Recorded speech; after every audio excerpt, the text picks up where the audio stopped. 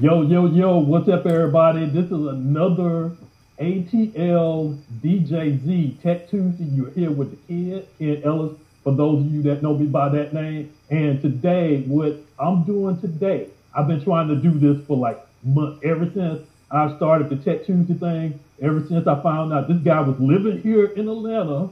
I always see him in New York, but he lives here in Atlanta. And I said, man, I got to get you on. I got to get you on. I got a broadcast that I want to do, and I want to get you on and explain this method because a lot of people don't know exactly what the TTM is. So what we're going to do today, we're going to do something special. It's just not all about talking and, you know, having people live to talk back and forth. We're going to actually do something special to where you'll be able to see physical stuff, just like I asked earlier today in the post, for you to post your scratches. Post if there's a scratch or something that you want to learn. This is going to be an easy way to learn it. I learned most of my scratches from doing this method because if you're a person that plays video games that work with left and right, it's kind of like the same concept. When you're on your turntables, you got your record hand and you got your fader hand. When you're on a video game, you got your sticks to move around, and you got your buttons. You can't always, when you're trying to learn a scratch, you can't see what the record hand is doing and the fader hand is doing at the same time. It's almost impossible to do. You can't look back and forth and be able to focus on both of them at the same time. But with this method that you're going to see today, it's going to be made a whole lot easier. I'm not going to get into this too much. I'm about to bring him on. This is DJ Raedawn right here. He's the man that started this and that's been doing this for a while. So I'm going to give him a few minutes. I'm going to ask him a couple questions before we get started. I got some stuff that I need to get set up right now. I'm going to let him introduce himself real quick and explain what is the TTM method. You got it. What's up, everybody? I'm back and forth between Atlanta and New York. I'm an ATLian and a New Yorker. Basically I invented this system in 1999, and I released it to my friends, like just friends around the corner, friends from school, people that were around me in at the end of 1999. But in 2000, February 17th of 2000 is when I officially released it to the world.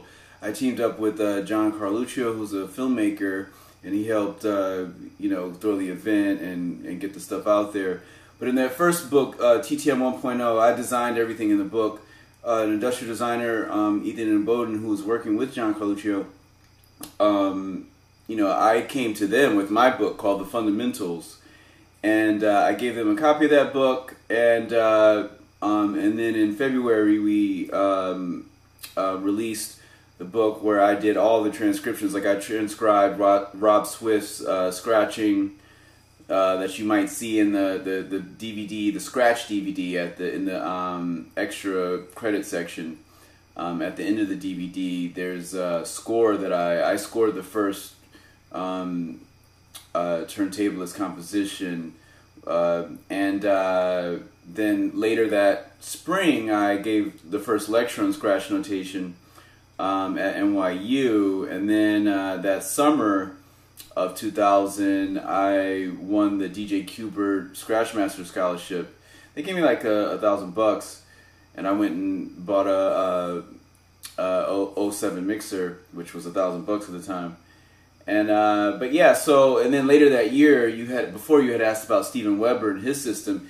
He came out with his book at the end of 2000, and DJ Raedawn came out at the end of 2000 as well. My system is the first verified system of scratch notation. But then after I released my system, all these people came out of the woodwork like, I invented scratch notation. So it took me years just to even be able to get credit for all the work that I did.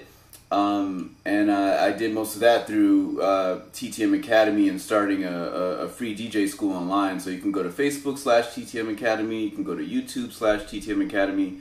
I also used to write for Scratch Magazine. I don't know if y'all remember that, in the around like 2005 maybe. They had like a year run maybe, and they had like Dr. Dre on the cover, Kanye on the cover, Eminem on the cover, maybe like you know, just a bunch of big producers mostly on the cover. And I had a column in that where I did a transcription of a classic routine every issue. So it's like, you know, I did YouTube, the Roxanne, you know, the famous UTFO scratch, and I did, you know, Herbie Hancock, Rocket. So I've transcribed a lot of routines over the years. And but I'll be transcribing a lot more, because I just invented a system, a newer system of TTM character ASCII set where you can actually type it on the keyboard. But it's cool that you were relating it with video games, because all this was kind of inspired by video games, technically, because I grew up on Street Fighter. It was one of my favorite games, and you know, to shoot a fireball, you have to go from south to east, and you have to curve up. You can't just push south and then east and then the button. You have to do south, east, and the button at the same time. So it's a lot similar to like a chirp or like a technique that DJs do. And so when I created the Matrix, it's kind of like a cheat sheet for DJs being able to figure out all the techniques that are out there, as well as, you know, ones that haven't been done. Because in the Matrix, there's over 900 different techniques in that, and maybe about, you know, maybe I've heard like 60 of them have been done. But outside of that, most of them have never been done. All right, bet. Now, hold on, let me bring myself back into the screen. Right there. Okay, cool. That shot. All right, now, one question I want to ask. Now, I followed this. I picked up on this. I don't know whether before or after you did. Now, the Berkeley Music had a program, a record, a 2-record, and a book set. Did you have anything to do with that, or where were you at that time? I'm in that book. He interviewed me for that book. Well, actually, he released 2 books, Steven Weber. I'm not sure if you're talking about his first or the second. Yeah, it was I think it was a purple book. The Art of the Turntable.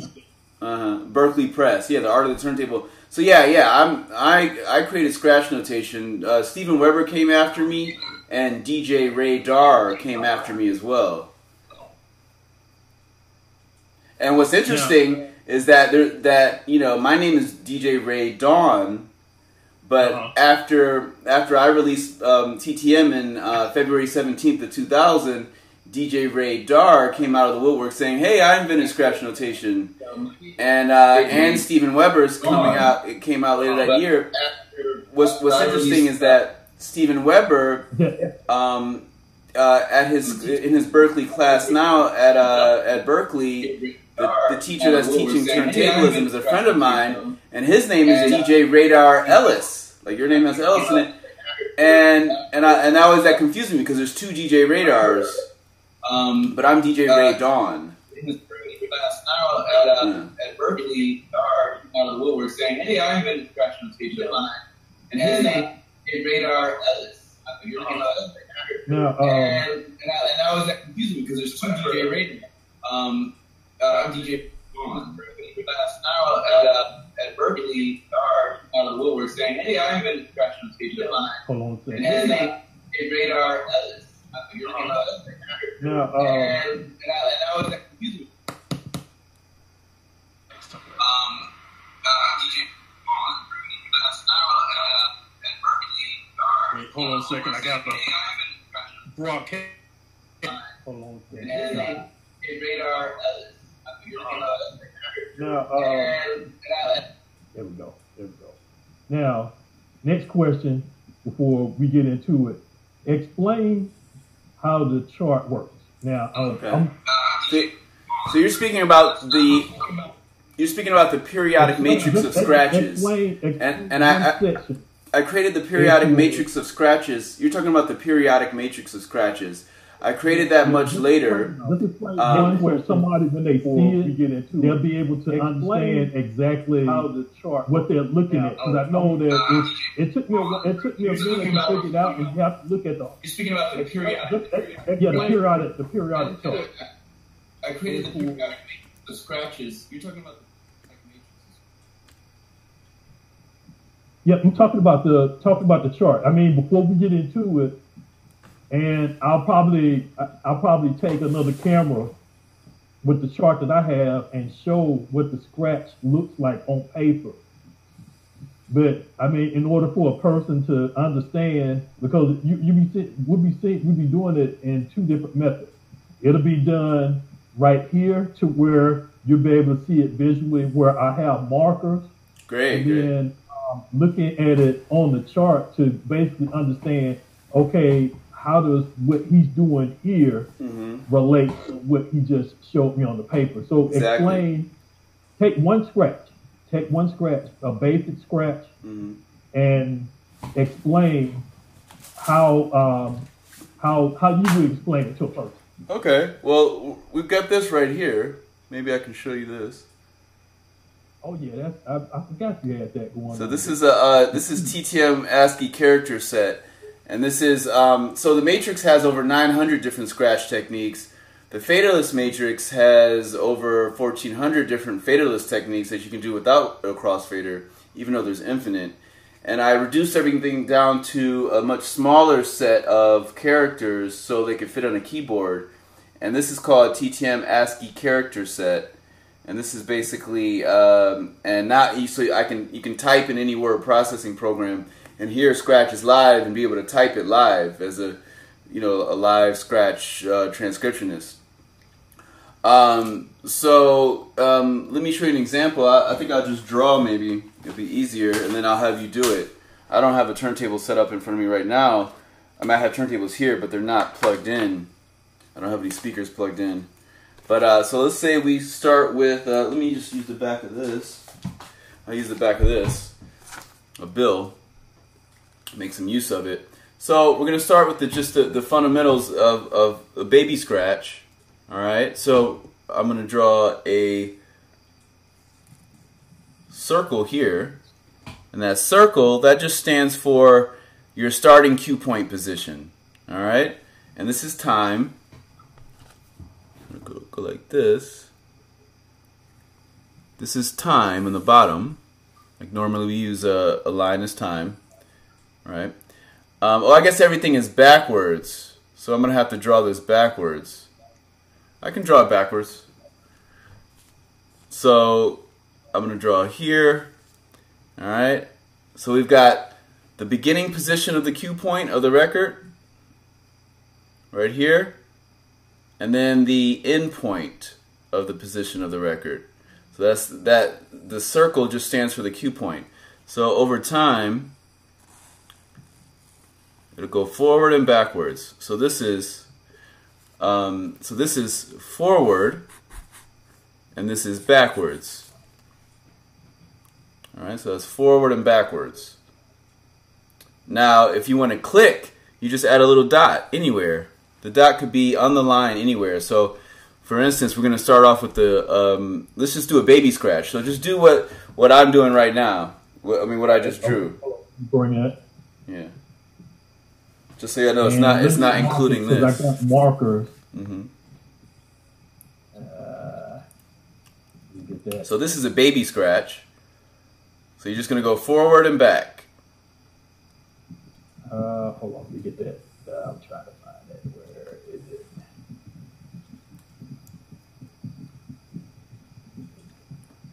That's not it.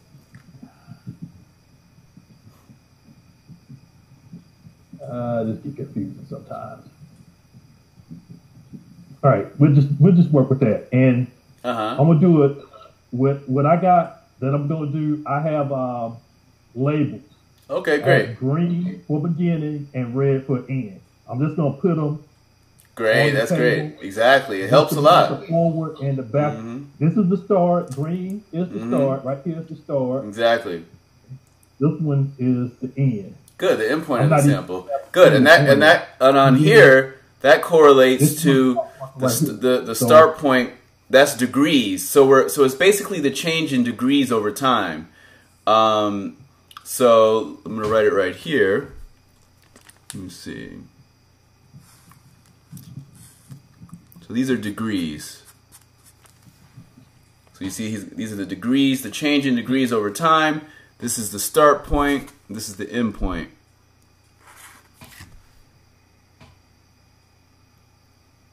The end point of the sample, the start point and the end point of the sample.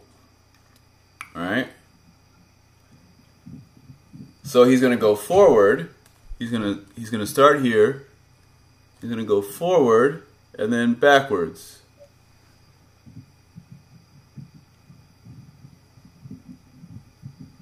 I'm not going to write any words on this because this is reflected backwards, so it won't make sense. But yeah, so it's forward and backwards, exactly. So it's starting at the green and it's ending at the red. So you can look at it like this is this bottom one is the green right there. That's green, and then up high is the red. So I'll put a little red thing up top so you know that the red is the end of the sample. Let's see, I'm gonna color it in. I got a pink marker. Well, he's saying that you have two motions in that one way. And this is how I explain it. When you're going forward, it's like this. You're going. I'll get a green sticker. I'll get a green when you hit that marker. Peak, when you hit that peak, you come back to go down. So it's like you go like this, you're going up, and then you're coming back down. You're going up, down, up, down.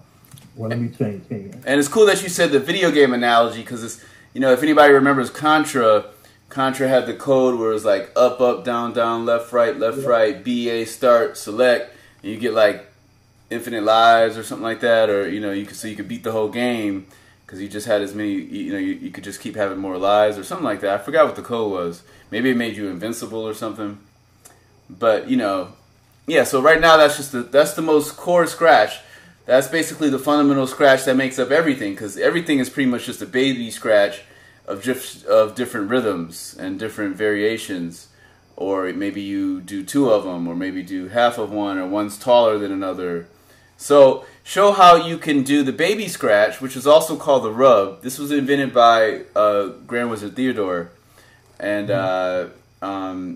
basically show that you can go from the red to the green point, green to the red point, but you could also go halfway. And you did it it's almost about maybe 90 degrees. It's probably around 80 degrees from red to the green to the red.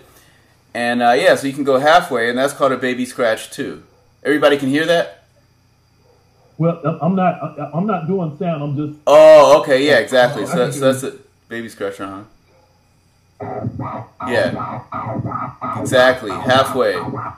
Now go all the way to the end to the red part. So the difference between what he was doing. So I'm going to show you. So that's called.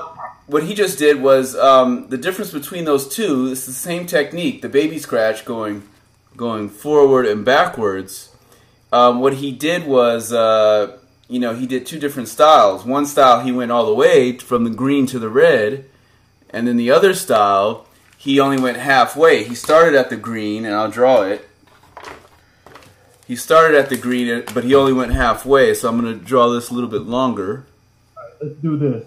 I got another marker. Let me use another sticker. He went a little bit smaller, and he went about halfway. And this is forward, and this is backwards. So he went like this. So it's the same thing. He did the same thing. He went forward and backwards. And so the other one, the one where he went halfway, where he didn't go all the way to the end of the sample where the red sticker is, it's going to be a lower pitch. So the taller the wave, the higher the pitch, or the lower the wave, the lower the pitch. So pitch and slope are the same thing when this is degrees over time. So this is time.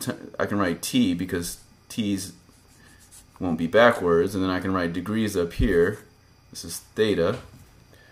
All right, so it's basically theta over time, degrees over time. So the change in degrees of the record over time. And then, so he just did a big baby scratch and then a small baby scratch. And you can call that a rub, or you could call it a baby.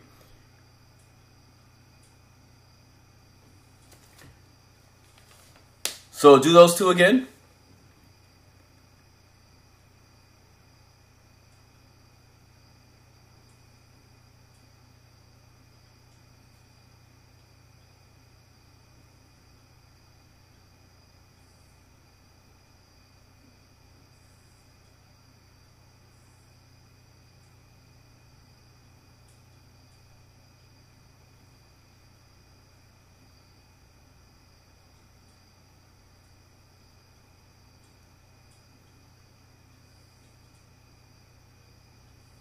Hello?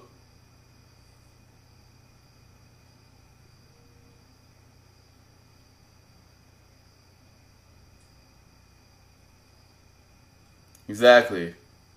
So right now he's going the full length, and he's going, then he's going to alternate with the half the length. All right.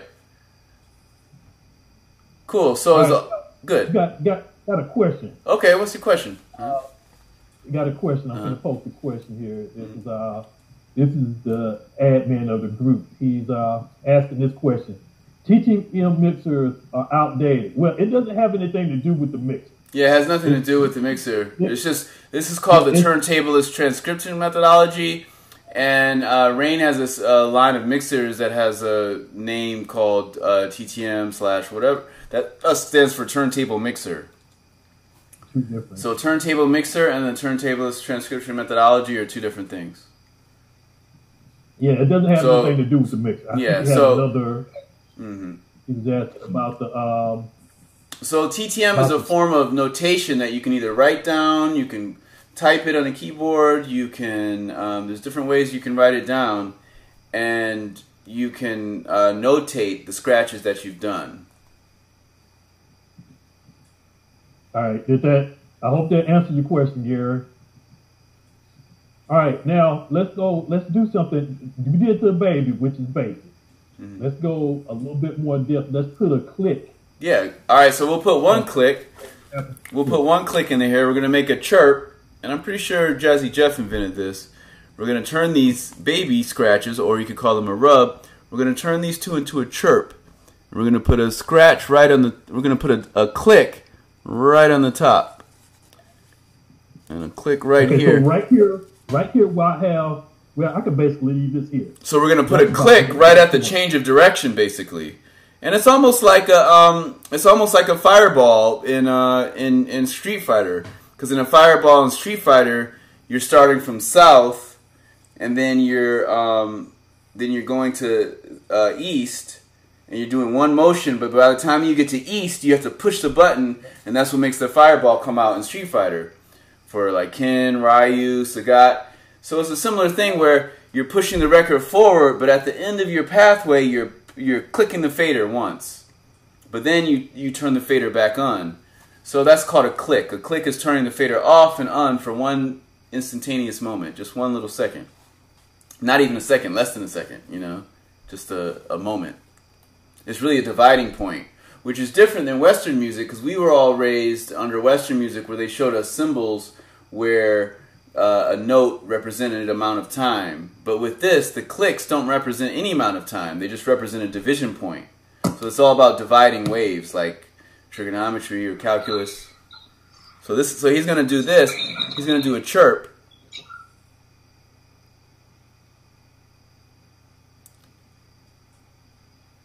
Great, I'll add that third one. I'll add a clear one right here. Let's see. All right, and with the chirp, you start is at the top. Mm-hmm.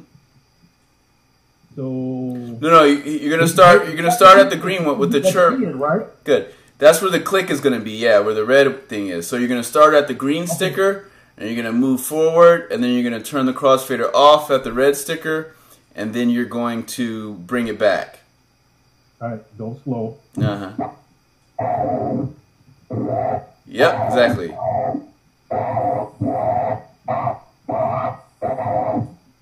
Look, I got to try to get it. Uh-huh, exactly. Exactly, so that's a chirp. It's just a very slow chirp, and then you just keep doing that over and over again, speeding it up, and then you can go super fast. Good.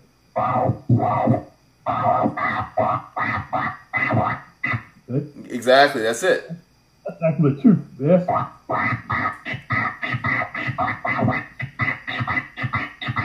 Yep. Exactly. I probably should do it halfway because that's a long. Exactly, yeah, exactly. You can do it halfway, yeah, yeah.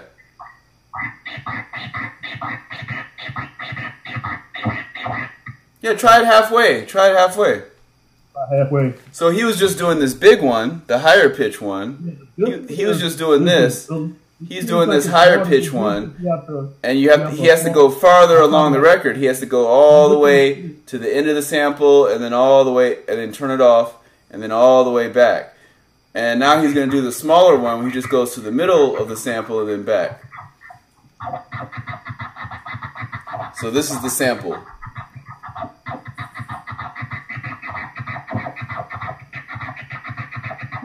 So that's a chirp. So he's doing the smaller one. And the cool thing is the shorter distance you go, the faster you can go because you have a shorter distance, you know? I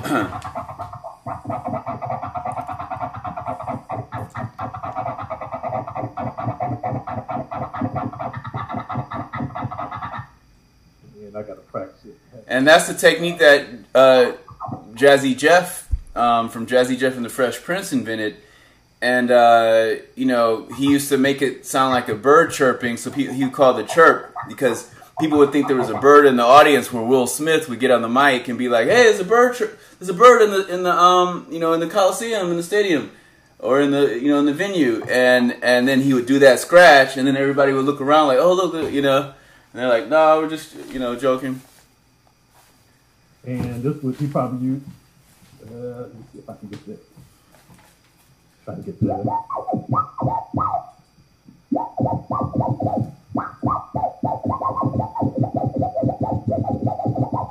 That's just a Serato tone. I know what you're talking about. He used like an actual, he had like a bird sample in there, and he chopped it up to where it sounds like the bird was chirping. It might not even been a bird. It could have been a bird sample, but I think he was just using regular samples, because the thing is that it's funny. I was just scratching Lil Wayne not long ago, and when you scratch Lil Wayne's voice, like I was scratching the Lil Wayne sample when he's like, "I'm ill," and when he says "ill" and you scratch his voice, it sounds like a duck. You know, the human voice, when you start scratching it back and forth, it's like it starts to sound. You know, some voices sound like ducks. Some might sound like a higher pitched bird, like, you know, a higher pitched chirping. So, you know, just regular samples in general tend to sound like birds in general when you move them really fast. Pretty much any sample. Now, what's another one? You wanna try another one? Okay, yeah, totally. So, yeah, so you see that the thing is that anytime you have a change of direction. The sound cuts off anyway. So, you know, a chirp, you know, we saw the change of direction and the sound cutting off at the same time that you change the direction. You know, you're going from forward to backward, so it's going from forward, and then you change direction, you turn it off, turn it on, and then you go and change in direction. That makes two sounds. So this is like, it's like the you know, which is, the baby scratch is also two sounds. It's going but the baby scratch is a fluid sound, but this is a sharper sound because it cuts off. Now, let's say you want to add, you know, you can actually, there's all different types of things you could do. We'll just do a transform. I was just about to say that. I'm like that. I think that's one that a lot of people have difficulties with it's not all about the timing. It's all about the what's the word that I'm trying to say? I can't think of. I got it on my mind. It's you have to have more of a feeling in order to do the transformer. It's not where you need an exact amount of clicks or whatever. It's all about as for what you're playing to. You have to play with the bars and the beat of whatever it is that you're scratching. Exactly. So a transform is basically placing. You know, scratching is a lot like taking a cake and cutting it into pieces. So transform, you're cutting each piece into things like you're saying, like that line up with the beat. And so here's an example. I'll just draw this. I'm going to have you do this. Let's see. I got to draw it backwards. Since this is going backwards, let's see. Whoops. That's a horrible line. Well, this is the line.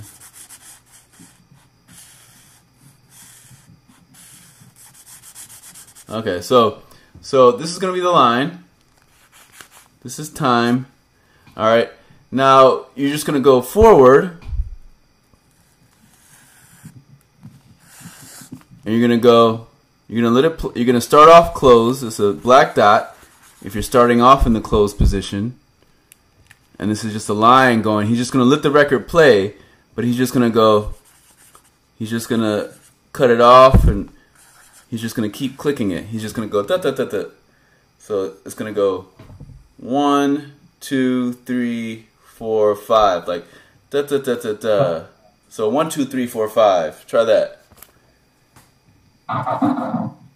Exactly. So that's exactly what he just did. Going a bit further. Exactly, and then I can even put a click on the end of this because he turned it off. I can even put a click on the end. I'm going to go about right here instead of. So it goes da da da da da, you know, and that's what he just did. So you see, so he ended his thing at the end of the forward motion. Now this is what Spinbad invented. DJ Spinbad invented doing that, going forward. And then Jazzy Jeff is the one that invented the pullback. Right. You know, so but Cash Money made this was doing it before Jeff, I'm pretty sure. After Spinbad was doing this forward and Cash Money was doing it forward, then Jazzy Jeff did the Jazzy Jeff pullback where he figured out how to continuously be able to transform. So now you're gonna, after those 5 sounds, you're gonna pull it back. And go and listen and do another 5, like 1, 2, 3, 4, 5, 1, 2, 3, 4, 5. Maybe we'll go like this, or you don't even have to do that. We'll just go like that, and we'll just do a couple of them. All right. Let's just do 3. Let's just do 5 forward and 3 back. No. It's gonna go 1, 2, 3, 4, 5. 1, 2, 3. Try that. 1, 2, 3, 4, 5. 1, 2, 3.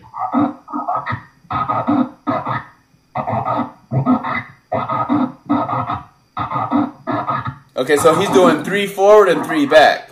So I'll show you what that is. I'm going to draw that. He's doing this. He's doing...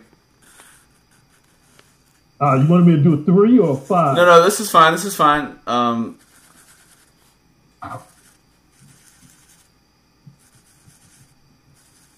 So this is what he was just doing. He was just doing this. He was just doing... Whoops. He was just doing this. He was doing 3 forward. He starts off, and then 1, you know, and then he lets it play, and then turns it off again, lets it play, turns it off again, lets it play, turns it off again, and then rewinds it, and then turns it off again, rewinds it, turns it off again, rewinds it, turns it off again. So in all, he turns it off and on like 1, 2, 3, 4, 5, 6, 7. You see that? So there's 7 times, but it only makes 1, 2, 3, 4, 5, 6 sounds. So when you're transforming, you're doing a lot of work, and you're always making less number of sounds than you are clicking. So in the new school scratches, people started leaving the first click open and making open fader scratches, like the chirps below, and you can make even more sounds because you don't have to start off with the crossfader in closed position. So these dots mean that the crossfader is in closed position. And then when you pass the dot, then it's back open again. So anytime you see a line, you hear a sound. So this is da da da da da da. And that's what Jazzy Jeff really pioneered, just being able to go da da da da da, like da da da da da. You know, back it's going reverse, and he's able to. So then he could just continuously transform forever, instead of just being like da da da da da. So a good example of transforming is especially in a chorus of a song is that De La Soul song with Prince Paul. That Prince Paul is transforming in the chorus, where he's transforming, I guess, like that Funkadelic sample, and it's like dun dun dun dun dun, you know, and he's like dun, dun, dun, dun, dun, dun. He's like he's scratching, you know, some I think it was that Me, Myself, and I, or the one where they're in the classroom.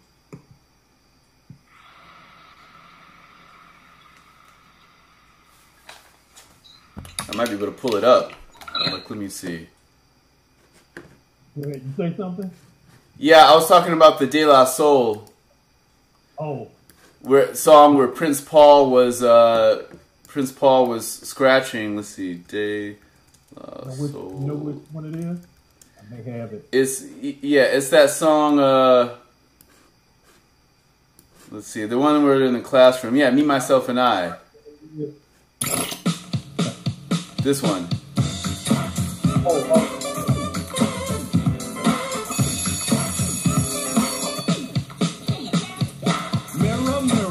I'm gonna skip to the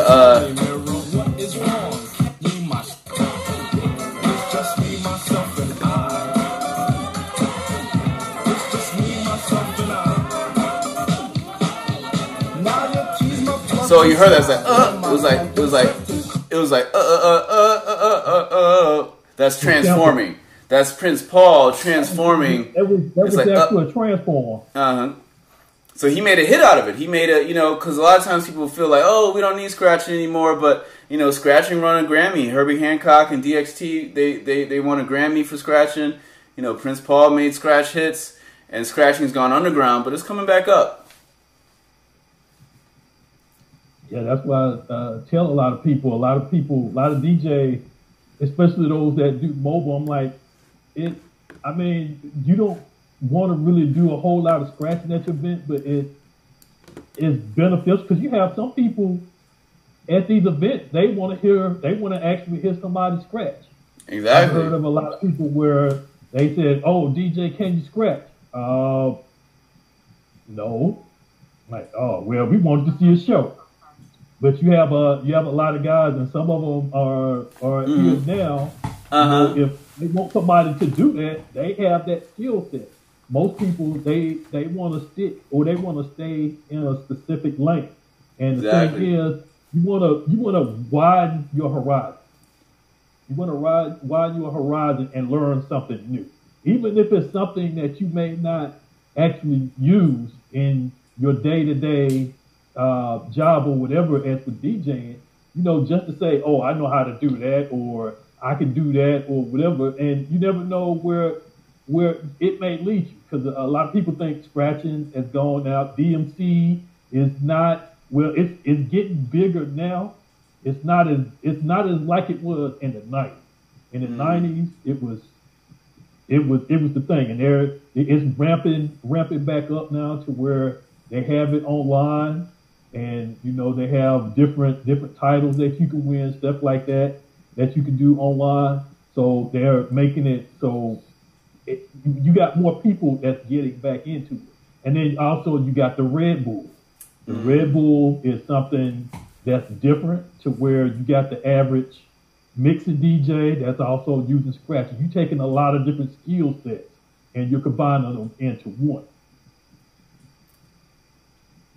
Totally. Yeah, I would say Red Bull's more about, you know, like party rocking with skill, whereas DMC is more about just the skill. Yep. Let me ask you this: how many DMC events have you taken part in? Oh, myself, I competed. The last time I competed in DMC was 2003. No, 2000. Maybe it was 2002. Yeah, it was 2002, not 2003, because I was touring with Tess by 2003 on Lex Records. Yeah, that was 2002. Was the last time I did DMC, and I stopped battling in DMC back then. I'm gonna battle again in the future, maybe like 2-3 years from now, maybe 4 years from now. I'll battle again until my skills are at an even higher level. Because I've just been practicing for the past couple years, really hard. But I felt at the time, I felt with DMC, I think it was like Daddy Dog. I think it was the 5th Platoon that was judging me at BB King's in New York. And they weren't even looking at what I was doing. And like they walked out of the room. It was like one of them was there, maybe Neil Armstrong was there, and I didn't even qualify to even be able to get into the competition at BB King's in New York. But then I came down here to Atlanta, and it was like Clever and Robbie, my homie C's. You know, he goes by Rob Wonder now, but you know Rob Wonder, he taught me how to. Clever taught him how to flare, and Rob Wonder taught me how to flare and do all the new school scratches, because a lot of the old school scratches I was able to pretty much figure out my own, like transforming and think you could just see it on TV and hear it. But then a lot of the new school stuff, you know, with the open faders and all that you know, he showed me that. And you know, so I feel like I got like fair judging in Atlanta. I got to perform, you know, so when I perform in DMC again in the future, I might just do you know, just Atlanta. Well, now I don't know if have you been watching the online championships where you could just partake and enter any submissions that you want to right from your bedroom. Oh yeah, exactly. Yeah, those are great. But the thing about those is that I don't use Serato. Like I use it to teach. I teach Serato. You know, at home this is my one record. I've been practicing. I've only been using this one record right here for the past 4 years.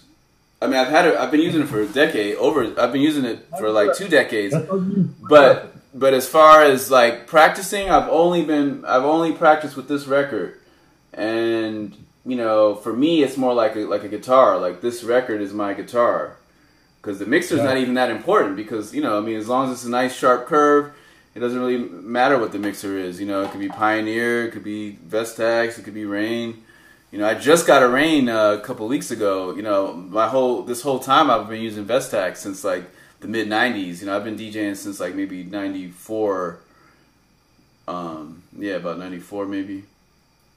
Yeah, like Month of the Man, Red Man, and Method Man came out and all that stuff.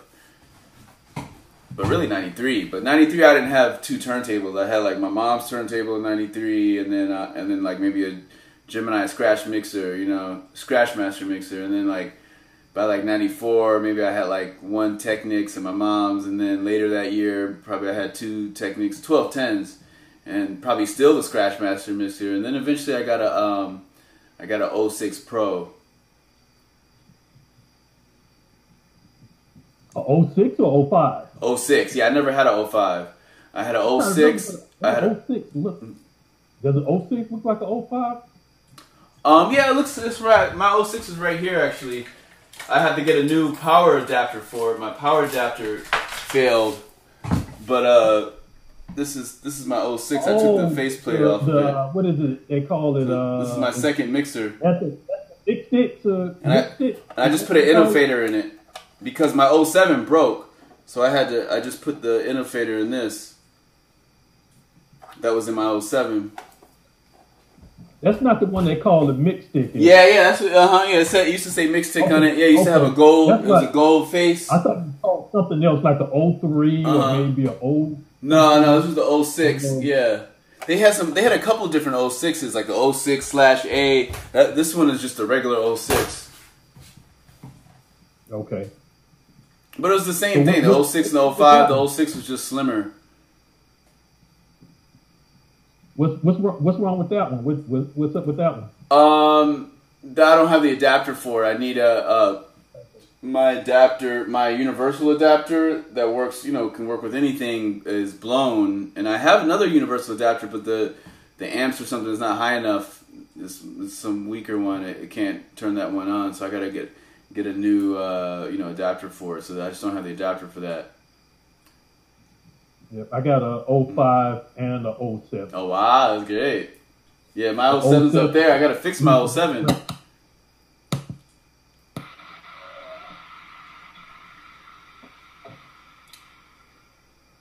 05. This is the one I started with when I moved to Atlanta. That's great. Like you had the Gemini. Right after my Gemini, this was probably my first. I consider my first real mixer. Mm-hmm.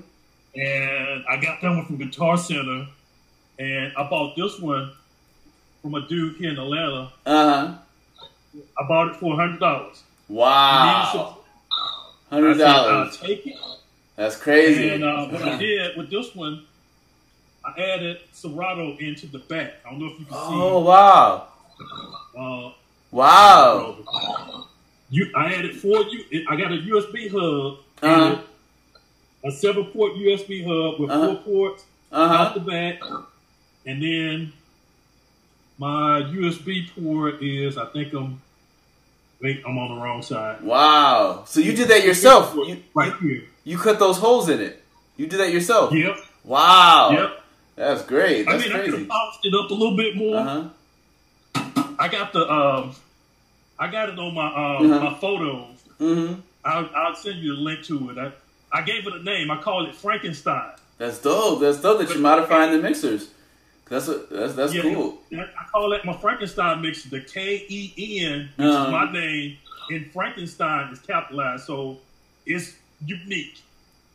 Nobody can't never duplicate that because it got my name. It's Frankenstein, but it has Ken in it. So that's dope. And I thought about doing that one, and I got a range.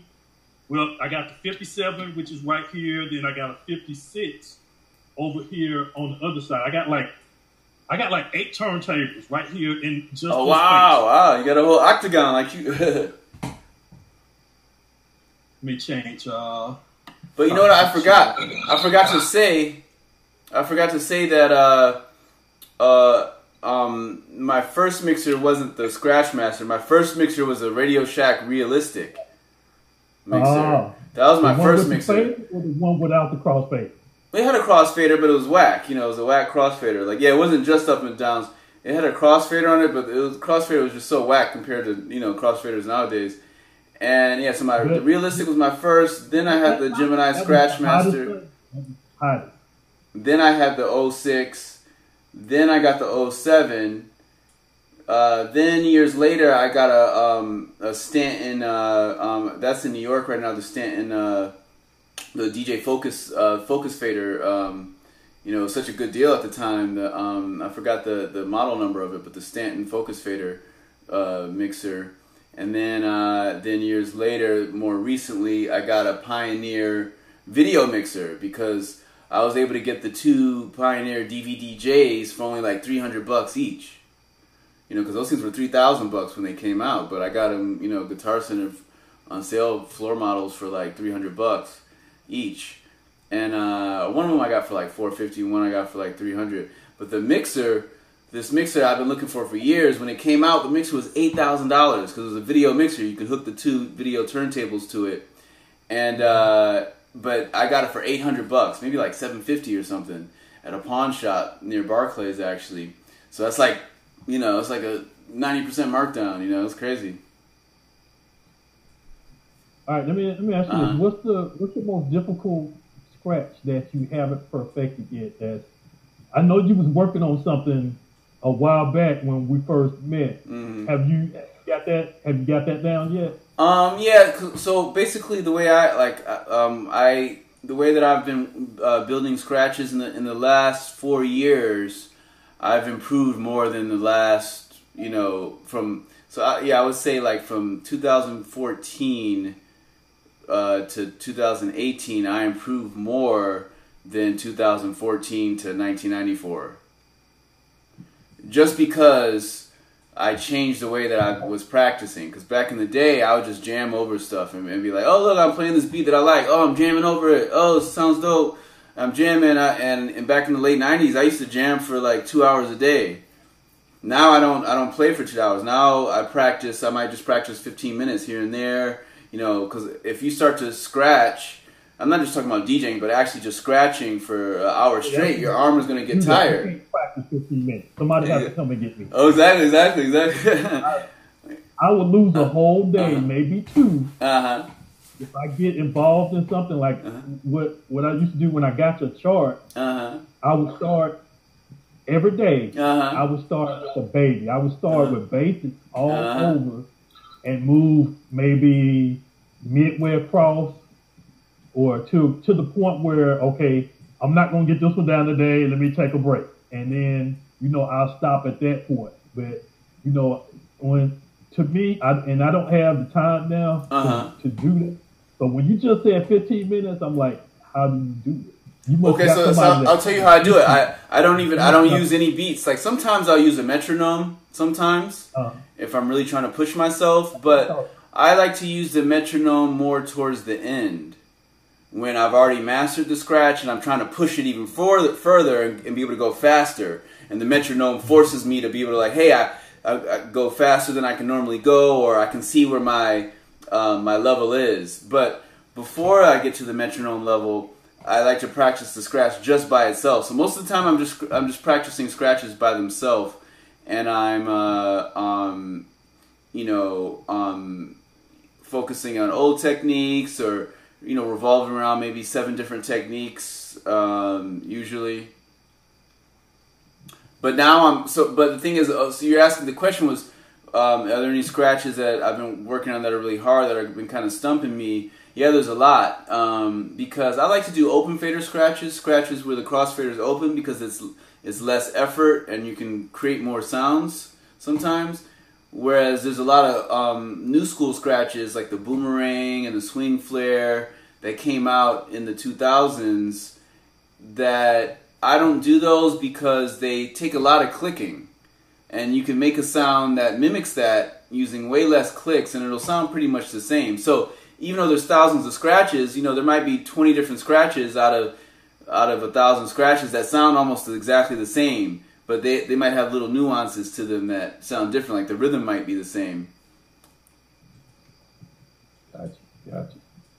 So yeah, like boomerangs, like I'm still learning the boomerang, I'm still learning swing flares and the Autobahn, And those are really popular scratches that, a lot of people can, not a lot of people can do, but, a lot of, scratch DJs out there, they like those, because I think it's a lot because of the name too. To me, one of my favorite scratches is the delete scratch, which I just recently mastered a couple years ago, or maybe 2.5 years ago, and now, I can pretty much do it at any speed. But not all. See, the thing is that all scratches, you can't do them all. Not all scratches. All scratches you can't do them at all speeds. Sometimes you can, like the chirp that we just did and a baby scratch. You can pretty much do that at any speed. But some scratches, you might not be able to do it at a certain speed, but you could do it at a different time signature within that speed. But because some speeds, if you get really, really fast, like if you have a drum and bass track that's 160 beats per minute, there's only certain scratches that can really fit into that well. Because that's an important, if you have an electro track and it's like 115 beats per minute, 120, there's certain scratches that can lend themselves well to that. So different speeds of different beats can support different, it's like puzzle pieces, and if you stretch the beat out, then you can fit the puzzle pieces in different ways. But basically, I learned the scratch as itself. I learned the scratch regardless of the speed. I learned just being able to do the scratch and then being able to do it faster and faster and faster until I can't go any faster. Because every scratch has a limit. You can't just keep going faster and faster. Even every DJ has a limit of whatever scratch they can do. And 2 DJs, they might do the same scratch and they'll both sound a little bit different. And one DJ might be able to go faster, About what BPM you think you get up to before you like tap out? Like, okay, my hands are worn out. I think I've reached the limit on what I can do with this one. Well, it depends on what scratch it is, because like I was saying before, some scratches there's no limit. Any speed I can do that same scratch. I could do a double time, half speed, triplet, counter rhythm. I mean cross rhythms. So basically, like, you know, let's say we're talking about a chirp. So it's going like that. So you could be like so if the beat's like boom chap, it's like and then if it's like, or you could be like you know, the double time, or you could be, and then if you want to go faster, you could start to do it in like triplets or six and be like you know, or like so like that. So, you know, there's different ways to go even faster, or different tricks to appear like you're going faster. But everybody has a limit. And so I would say, you know, for me, like once you get to like, I guess like 140, you know, like regular stabs and like maybe, I mean, I could chirp at any speed, but I would say 140, like right when you start to get to 150 is when a lot of stuff becomes kind of difficult. Stuff that you can do, like stuff that's easy at 120, like general West Coast electro scratching, because, you know, the West Coast has its own style of scratching that they pioneered, you know, using like, you know, 120 beats per minute, just using fast electro cuts, like Joe Cooley kind of stuff inspired, you know, and going over electro beats. You know, once you start to get to like 150, you know, a lot of times you can't do a lot of that stuff. Now let me ask you this, because I probably should have asked you this first, but since we had to redo the broadcast, the original broadcast got cut. It ended for some reason, so then I had to open up another window and do the broadcast over. So all the discussion that I did in the first one, I minimized it in the first one, and I went ahead and let him get to what he wanted to say first. But here's a question that I want to know at this point, based on what I've heard so far. What and how did you get into DJ? Okay, well, you know what's funny is that I didn't even know that it was already in my DNA. I just found out a couple of years ago from my aunt that my grandfather actually owned a record store in Milwaukee. That's where most of my people are from. In the past half a century, my people have been living. I mean, my people. We originate. I come from Mississippi, but my mom was born in Mississippi. All right, yeah, but you know, I found out that my grandfather had a record store called Bronzeville Records in Milwaukee in 1948. In 1948, and he used to sell jukeboxes and, you know, stuff like that. He was selling the machines, the jukebox machines in the 50s and stuff like that. And so I didn't even know about that until a couple years ago. But really, for myself, it started, you know, I was always into video games, like we were talking about. I was more into role-playing games, Nintendo, but I would say that what I saw Juice, the movie Juice, you know, Omar Epps, you know, I think that was a big influence on me.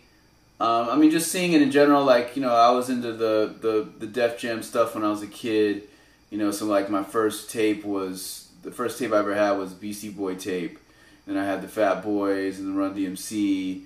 So I heard the scratching. So I grew up with the scratching. I heard it, but I didn't necessarily know that. You know, I knew I saw DJ scratching, but I didn't. You know, I just heard it as a whole song. It wasn't until like when I was listening to Cypress Hill one day. I remember I was like in like 8th grade or 9th grade, and I was like, oh, I started hearing all the layers of the beat and being like, oh, okay, I see. Like they took the drum beat and they got the bass sample, and there's somebody scratching on it. Like I started being able to recognize what's going on more, and that's when I started scratching or started DJing, was when I was a freshman in high school. Yes, I started with my mom's table, then I got, you know, Technics. But yeah, I would say from movies, you know, definitely Juice was probably the biggest, because that was the first time I had seen like battles, you know, like people battling each other. I don't think I had really seen that, you know. Wow.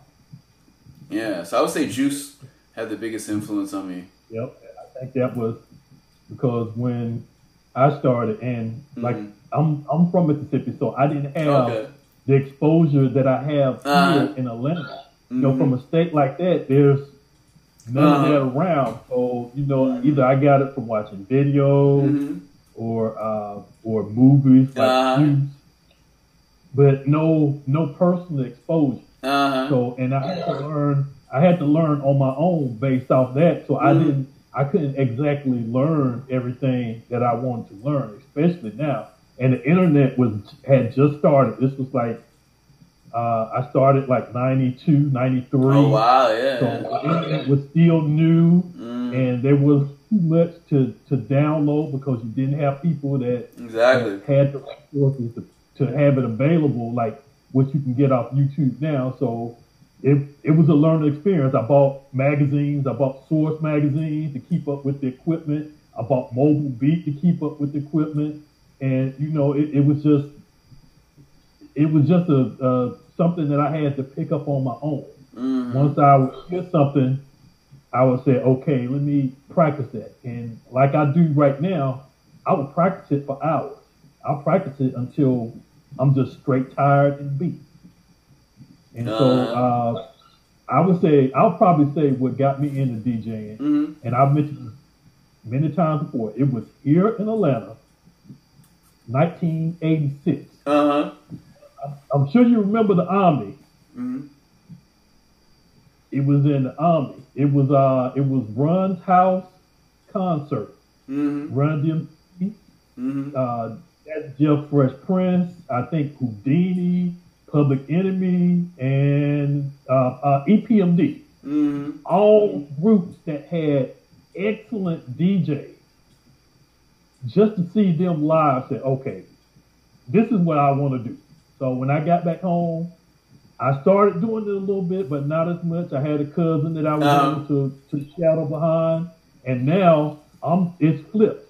I shadow behind him, and now he's shadowing behind me because he got out of it.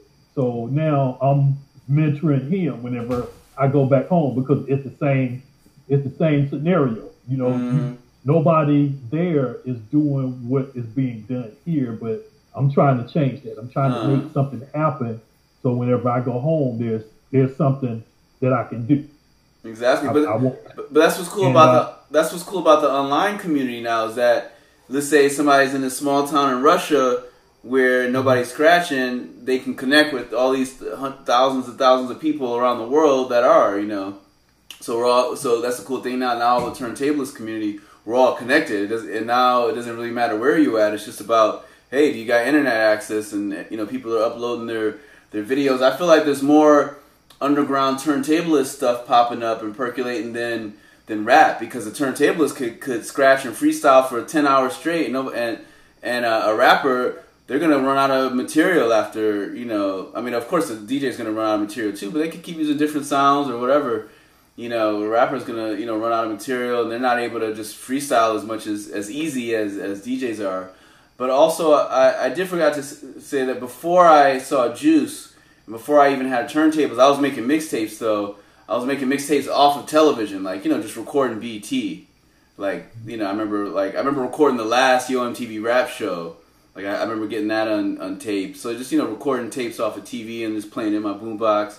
But, you know, I would, and you know what I did once too? I remember I was in 7th grade and I made a tape where, you know, because I couldn't mix the stuff together. I just made a tape where one song was playing on one, and one song was playing on the left side, and one song was playing on the right side, and you know, and you know, so that's totally abstract because like I don't think the beats weren't matched up. But I remember I played it for my friend at school, and he was like, "Oh man, this is cool. It's weird," you know. And that was like 7th grade. All right, now gonna kind of wrap it up because it's getting long. I know you probably got stuff that you got to do tomorrow. Oh, anything else that you want to add? Oh, I forgot to show you this. So this is I'm always working on new technologies, new DJ, you know, mathematics. So in the past 5-6 years, I've been working more on the geometric stuff and geometry. But this is a device that I created called it's a Bpm Protractor. So it works just like a regular protractor where you can find the degrees of something, and there's degrees in here. It's like 360 degrees. but this allows you to put this on a record, and you can find the speed of a record just by knowing where the cue points are. So if you have a cue point here, and you got a cue point here, you could be like, oh, well, that beats that speed. You just measure the distance between the start point and the end point of the sample, and you can find the speed of the beat. Like if you just find the difference between the start point and the end point of one count. So like one quarter note. So like 1, 2, 3, 4. So if 1 is this long, and you look here, it's like, oh, 1 is this long at 90 degrees. Well, at 90 degrees, 1 is going to be, at 90 degrees, it's going to be a square. It's going to, it's going to make a, every different BPM has a different shape. So that's what this is showing. So at 90 beats per, at 90 degrees, it's going to be 133 1/3 beats per minute. So a lot of battle records these days, they'll make them, these are all skip-proof speeds. People make, DJ Swamp invented the system of being able to, in the mid-90s he made it. He used to DJ for Beck. He won DMC USA once, too. He's the one, he cut himself with the record when he was done, like a crazy performance. But he was really sick. I think he should have won the whole world that year. But he invented just the concept of making records that, no matter where you put the needle, it's going to fall on the beat because it's at a certain speed. There's certain magical speeds, BPMs, that if you design a record at that speed, if you move the needle, it'll still be on beat. So like 100 beats per minute, anything that's divisible, anything that's... Wait, hold on. All right, there we go. Okay, good. So yeah, there's a bunch of different magic speeds, like 100 beats per minute. Like I'll read off some of the speeds on here. Like, let's see, like some of the magic skip-proof speeds are 100 beats per minute, 66 and 2/3 beats per minute, 133 and 1/3 beats per minute, 166 and 2/3 beats per minute. But most DJ programs won't allow you to do. Like not just DJ programs, but like producing programs like Logic or Reason or Fruity Loops or Pro Tools or Cubase or whatever, the window, whatever you're using, a lot of times they won't let you do 166 and 2/3 beats per minute, because even if you do 0.6666 or 0.3333 or whatever, it's not going to be exactly the right speed. So really you just have to make the beat at 100 beats per minute and then chop it up in a different time signature so that it could be that 166 or 133 or 33 or 66, different. But if you're using 45, it's going to be numbers divisible by 45. So this has both on here. This has 45 and it has 33 on here. So you could explain application a normal D, or would that be used for a turntablist that's doing a specific set, or that's trying to learn a specific scratch? You're talking about this thing or the Matrix? No, that. Okay, this is more for like really hardcore, scratch scientists that are seeking to make break records. Like if you want to make a battle record, you could just find, if you want to make a battle record, you can just say like, hey, I like this sample. Oh, I got a Tupac sample. Oh, and I got a Biggie sample, and I got a, you could just throw samples together. That's how people used to do it back in the day, where it's like, oh, this is hot. But now people are making the skipless records so that you don't, like with this record right here, that same technique that DJ Swamp invented, the Scratch Pickles, not the Scratch Pickles, but Dirt Style Records, like DJ Kubert's label. He made this record, The Secret of the Why, and this has like scratch drums, and it has like a scratch sound and an orchestra, like a hit. It starts off, it's like bam, so it's like an orchestra hit, and then a kick and a snare, and then another kick, and then like another sound, and then that just loops over and over. And no matter where you put it here, the kick is always going to be in the same place for all these sounds through the whole record. So you can always be perfect. You don't have to use headphones. And I haven't used headphones. I can't remember the last time I used headphones. Because so a lot of the hardcore turntablists now, we don't even use headphones. Because we know the sounds, the way that the people make the records, once you have a sticker on there, you know that sticker is going to be lined up with everything. Everything will be lined up with the stickers. But back in the day, the old records, you know, if it's just random sounds on a break record, you know, you have to know where the sticker is going to be. But on these now, you can know that, hey, all the beats start at 12 o'clock. All these other beats start at, you know, 3. You know, everything is all lined up now. So one sound, when it loops, Mm-hmm. it, no matter where you are Mm-hmm. in that particular sound, Mm-hmm. it's going to start, begin, and end in the exact same place. Exactly, So exactly. You can let it go 2 or 3 revolutions. Exactly. And if you still got that same sound, Mm-hmm. it's gonna end or it's gonna start Mm-hmm. right where you last did. Exactly. And the cool thing that it allows you to do is you can mix with just one record. Because let's say you have the sound is playing on the record, right? And you move the needle over, and the beat is, you can change tracks. Let's say there's 10 tracks on a record. You could have 10 tracks on the record and they're all lined up perfect. Because on a normal record, if you got 10 tracks on it and you skip to the next track, it's not going to be on beat. It's just going to be like, oh look, I skipped to the next track and it's off. But with skipless records, if you skip to the next, or skip proof, originally they were called skip proof. People say skipless now, but DJ Swamp was saying skip proof back in the day, in the 90s. So if you skip it to the next track is still going to be on beat.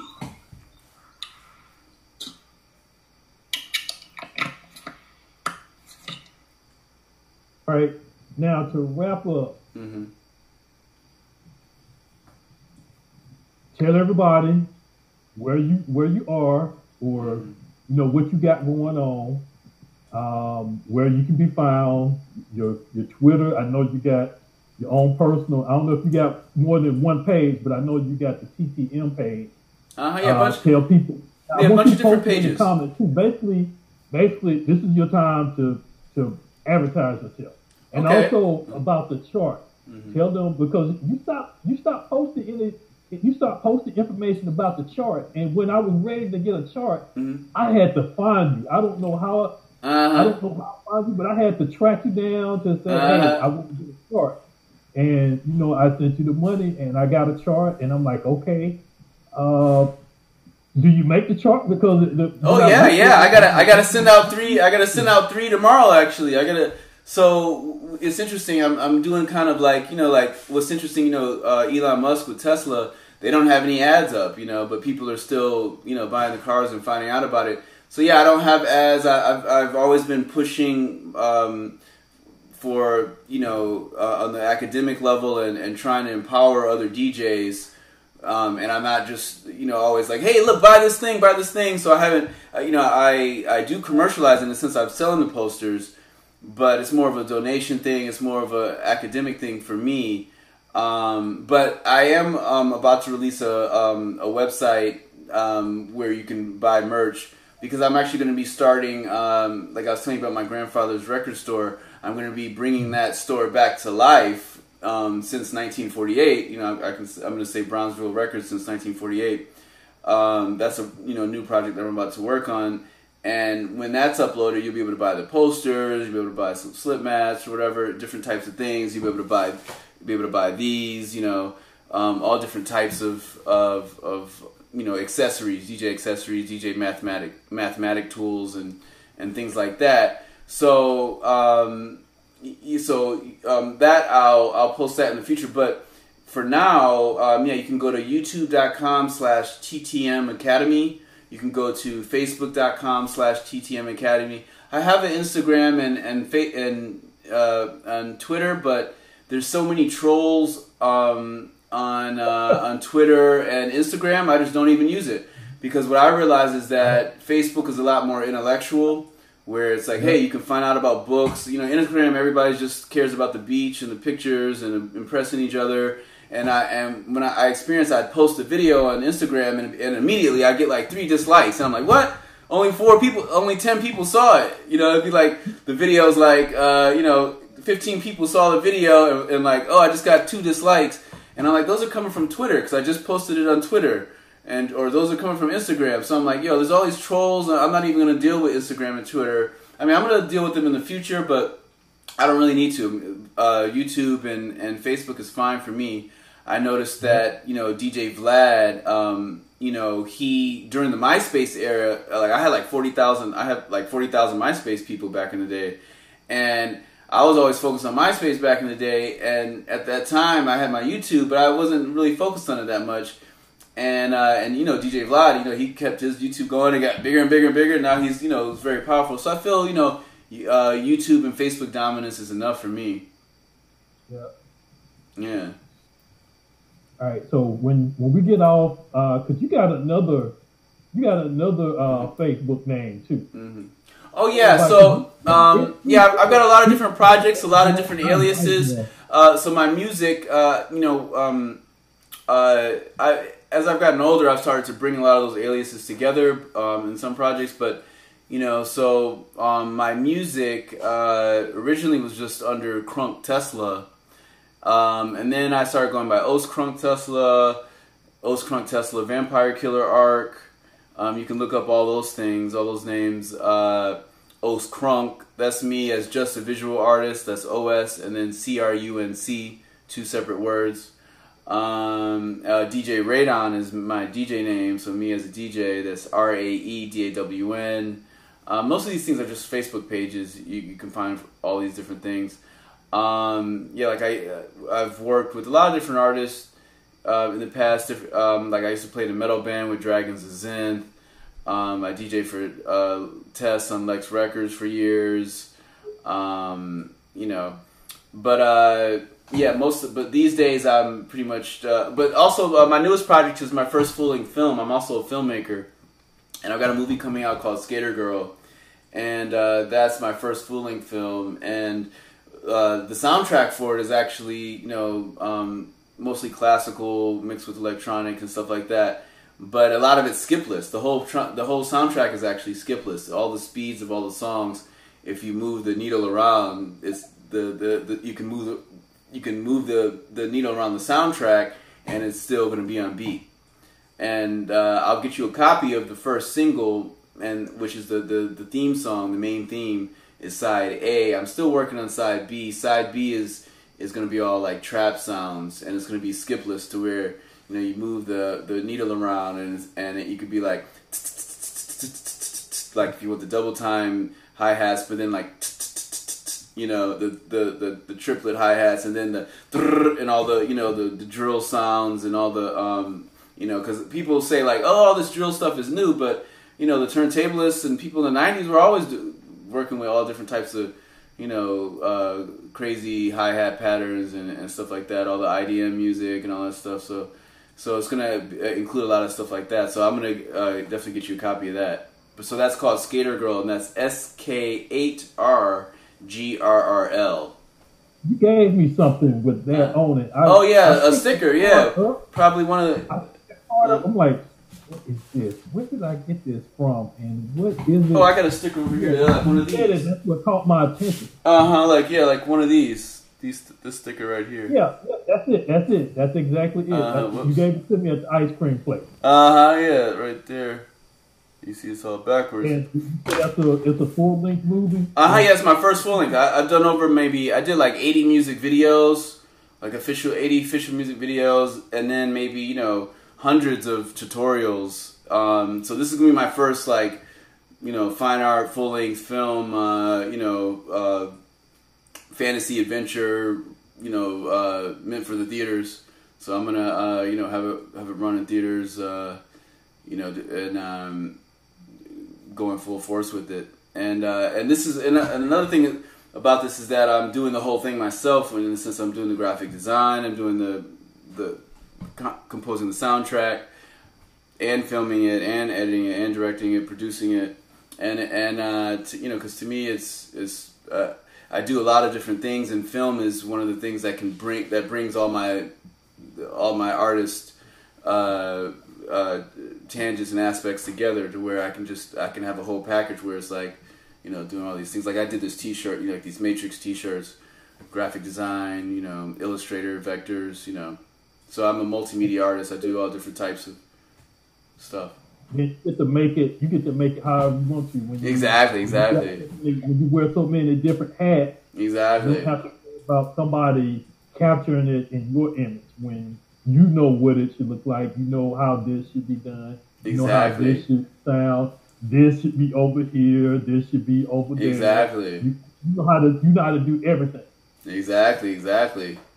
Like I was just watching the film that was on, I think it was like Amazon Prime last night, and it was a big budget. It wasn't it was an indie film, but they had this one scene where the moon was pixelated. I'm like, how are you gonna go that far and have pay. They probably paid $300,000 to make that movie. Maybe it costed them $50,000. Maybe it costed them $100,000. It was an indie film, but still, it's like, oh, they got a pixelated moon. It's like, I'm like, the director didn't see that. They can't see that that you could see the square pixels, like, because the rest of the movie was fine. The resolution was high, but there's this one shot where it looked like they stretched the picture and expanded it and made it pixelated to try to make the moon look bigger or something. But it's just like, So it's like being able to have that type of eye, I think, is helpful. So I don't have to send something to a graphic designer or whatever. I can just, do it all myself. Oh. All right. Well, man, I appreciate this. And we're going to have to do something else again soon. I think Definitely. We might be doing a part 2 to this. Yeah, of course, man. Yeah. Practice and I can have it set up. I mean, this is kind of basically how I wanted to do it. I wanted to explain it and then use the lines and the dots and whatever to kind of demonstrate it. Maybe next time we could do it a little bit depth with some more difficult. Oh yeah, and I'll have it set up so I can scratch because I just don't have it plugged in right now. Now, what are you doing? Are you gigging, mobile events, or whatever? Oh man, as far as gigging, I'm straight to YouTube. Because there's so many DJs now. Like I remember in the late '90s, I was just talking to Ralph McDaniels from Video Music Box, and he's not getting any gigs. And he made remember Video Music Box? Yeah. Like he still gets gigs, but see, there's no unions in DJing. So whenever you don't have unions, everything's just all scattered, and it all comes to nepotism and who's hooked up with who. So, there's so many DJs now. I quit doing, smaller gigs. I quit doing bars and things like that. I've been in New York like 20 years, and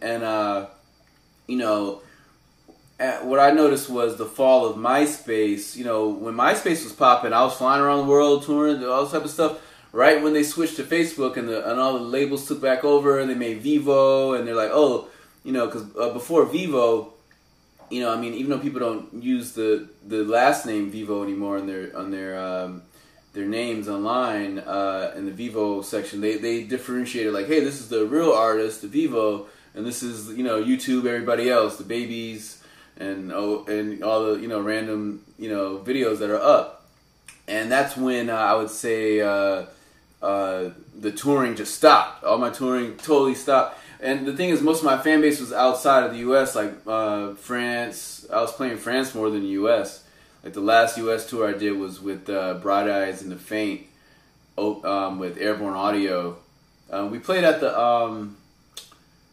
what's up that place? Not Nokia, but that place that's right by the museum. That's right by the Alliance. That one venue over there, but I can't remember what it's called.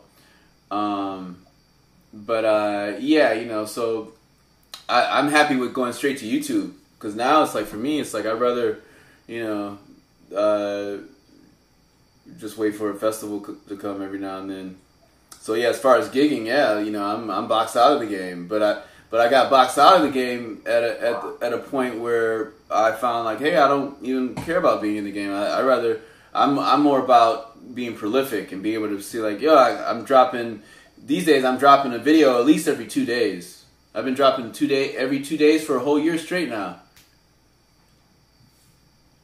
Yep, I haven't seen anything you've done lately. I guess I need to keep up. I haven't been keeping up with what pops up on my timeline. In order to keep up with that, I gotta go to your page and find out what you've been doing because you've been doing some stuff. I'm like, what?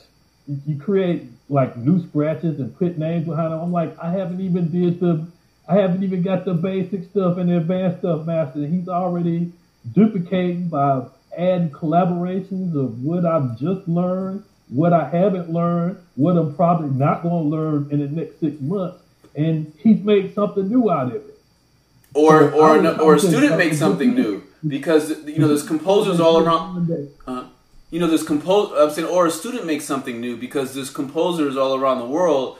There's at least 50 DJs out there around the world that are using my system to create their own compositions, and they upload stuff, and I'll be like, oh wow, they just did that. Let me try that, or that type of a thing where there's a lot of cross pollination going on. There's so many different techniques out there. But what's interesting is that even though there's thousands of techniques, most of the techniques that you're seeing in DMCs and different competitions it might just be like 20 different techniques, and most of those techniques haven't changed since the 90s. Most people aren't doing anything new that hadn't been done by the late 90s. By the time DJ Craze won 2000, 98, 99, 2000 and stuff, most in the 2000s, all the new techniques that are inventing in the 2000s, nobody's even doing those in the battles. So yeah, most people are still doing everything what people were doing in the 90s. That's what's up. All right, y'all. We're about to wrap up. I'd like to thank my man here for tuning in, and we're gonna try to get some more of this done. I'm gonna have to find out a way to keep this program working to where I can use it, because as of next Tuesday, I'm probably gonna be limited to 20 minutes. Okay. Either I'm gonna have to switch over back to OBS or make it work within the 20 minutes. So, what about Facebook Live? Facebook as for live video? Yeah, like Facebook Live. Because don't they have a conference thing? It's not this complex. I guess Skype. Do it. I don't know if you can do it. Can you do it into groups? Yeah, I think they got. I Go feel ahead. like, maybe not, but YouTube does though. I know YouTube allows you to do it. I was just looking at a Young Pharaoh video, and he had just like this, the multi-screen. He had like 3 people on. So YouTube, you can go YouTube Live and do it too. Because I think one of the guys that was in here earlier, he done YouTube, and I was a guest on his show before. I asked him to see how that works, but I'm trying to look for something that not only like with this program that you could do multi-screen, but you could also add stuff in. I could do photos.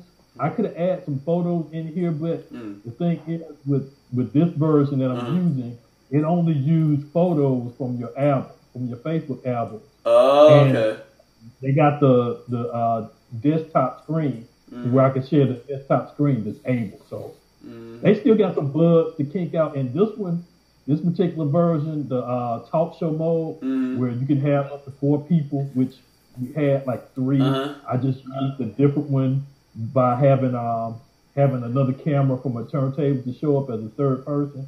You could do 4 people at one time, and you can have up to 10 people. Wow.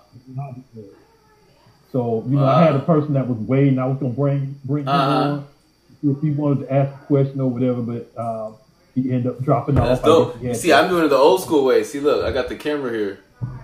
I got the camera. So you got the first segment recorded. Yes, I got the first. Yeah, I got the first one on there. Okay, bet. Yeah. I don't know if I would just probably scrap that one. Okay, we scrap that. Yeah. I got a little long-winded. The second one brought me to reality. I'm like, okay, let's cut this short. Let's not say too much. I'm going to get on, let him talk. While he's talking, I'm going to work on getting some other stuff set up and, asking questions and posting stuff into the group or whatever. I'm going to go ahead and let him do his thing. And then we'll get in and we'll do some physical stuff. And then we'll get back to talking, which is this interview couldn't go any better. Especially for a last minute. I wanted to do it after when you said, okay, let's do it. I wanted to post it in, but I had like other stuff that I had already had scheduled in between. But I'm like, today I got to do it this morning. At least 12 hours before. I'm going to get it to happen. Yeah, it was great. Great. Whether we have 5 people to listen today, it'll probably be 50 or more that'll watch this before the end of this week. And exactly. And a million, and a million in the future.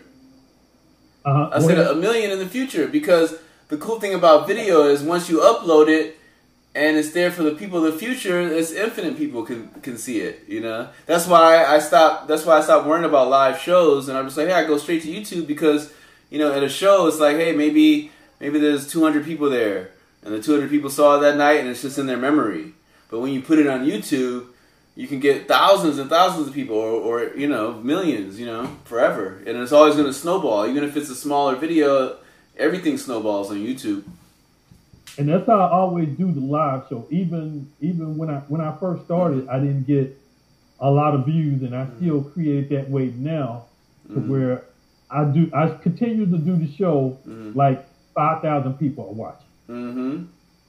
Because you never know, after it ends, you know, somebody end up finding it, commenting, and then it ends up back in circulation again. People start watching it, or people that may have missed it come back and find it. They're like, "Oh, did you do the show? Oh, you had what? Oh, you did what? Where's the link? Send me the link." And I send them the link, and they go back and watch it. And when somebody else watches it, it becomes the newest update on the post, and other people want to see it. And like you said, it just snowballs.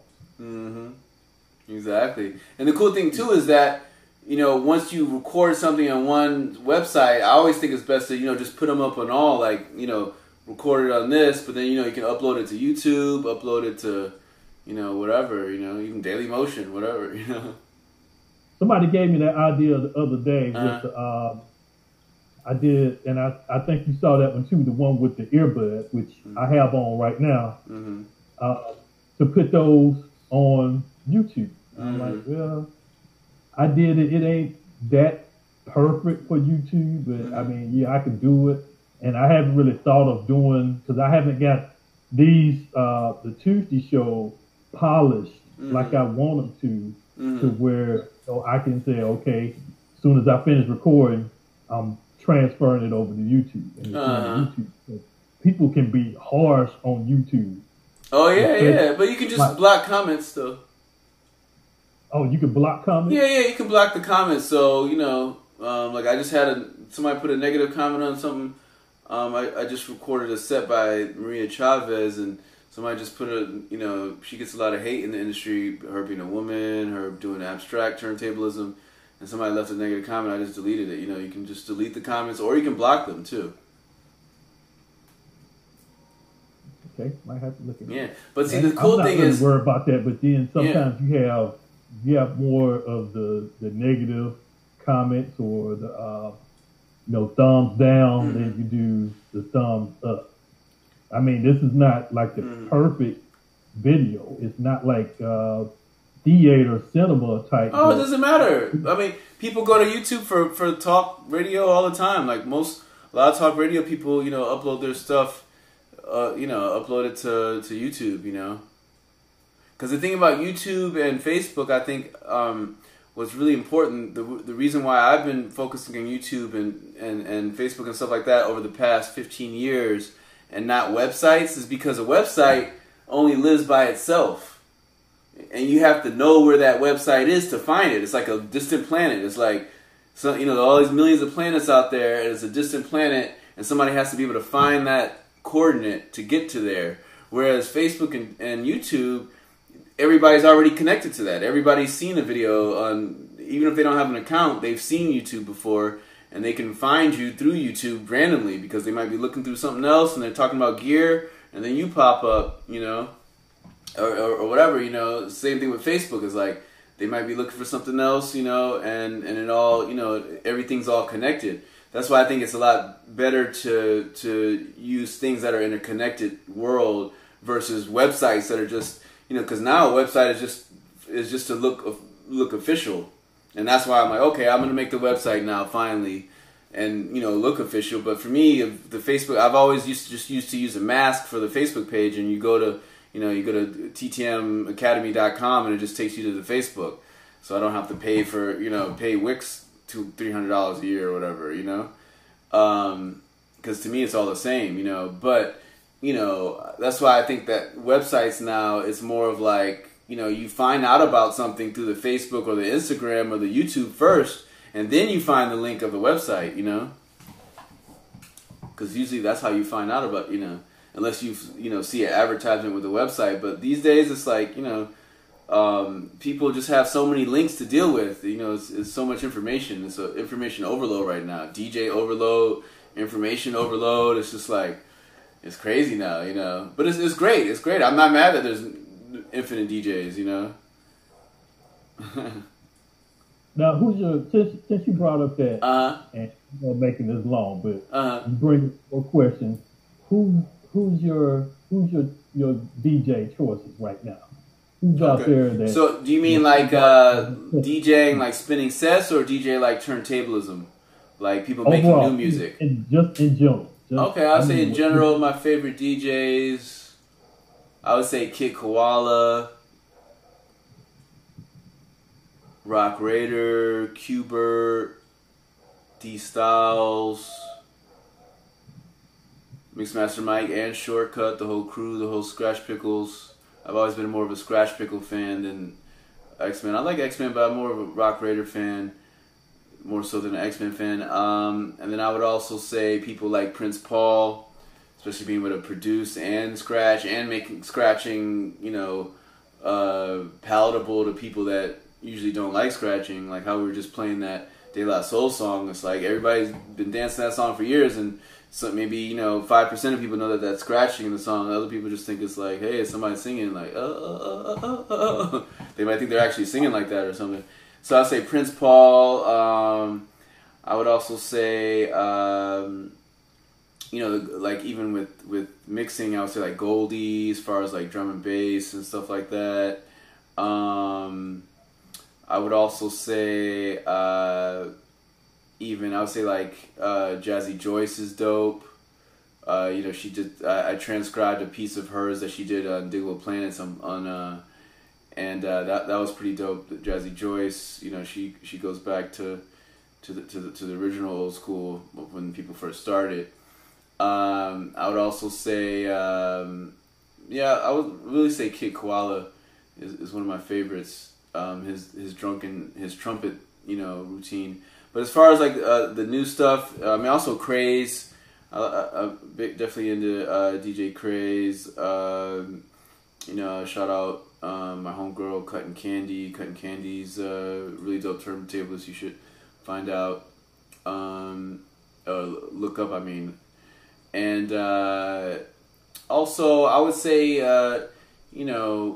as far as DJ producers and people that are like DJing sets, I would even say, Dr. Dre is a turntablist, but, he's not known for his DJing or his scratching. He's known for his producing. But to me, it's the same. If you're a DJ and then you start chopping beats up and making beats, he was a DJ first.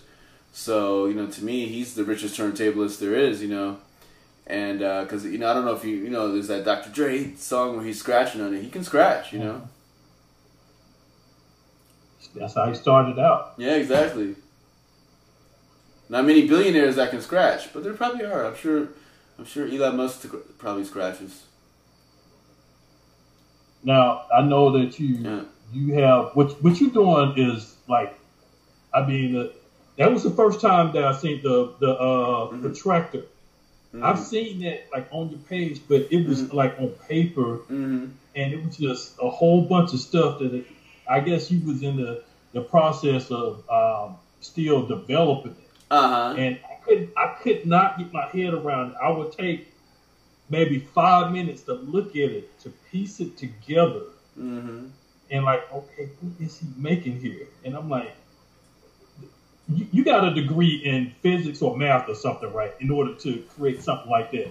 Yeah, I did information systems at NYU, and that's more being like the IT guy within the business world. But yeah, I did take like business calculus and I was always an artist, and I kind of went to business school more just to be able to kind of when in Rome kind of thing. But also being able to have a business handle and all my artistic stuff. You know, I'm painting, I'm graphics, you know, freelance graphic design.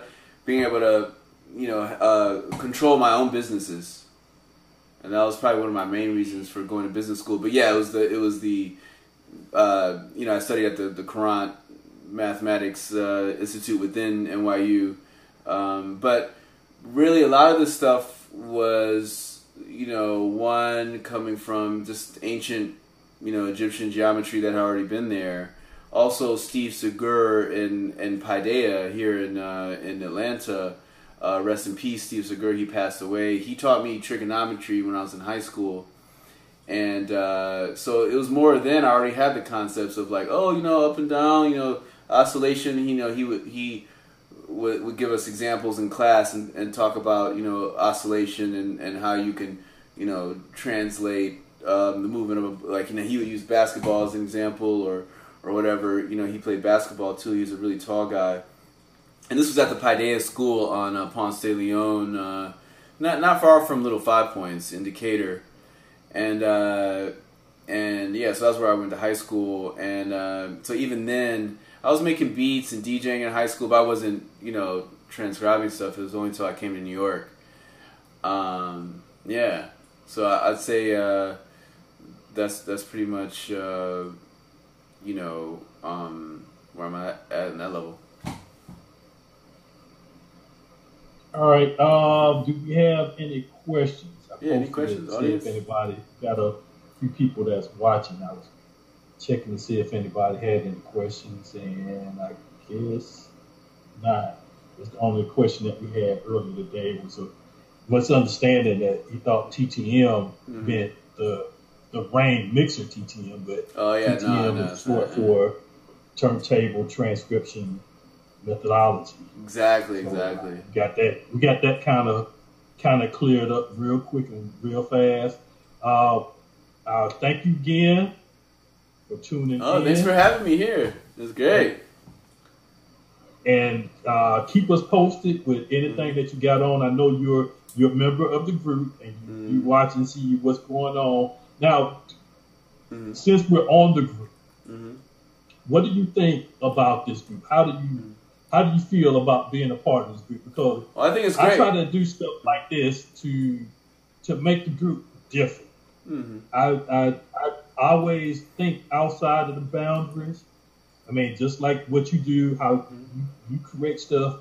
I come up with other stuff like this is something that I don't know whether other DJ groups or any groups, as a matter of fact, are doing. I've also created a group that's linked to this group, but it's for the purpose of networking with outside people, anybody that's not in the DJ field. And that group is called Green Room.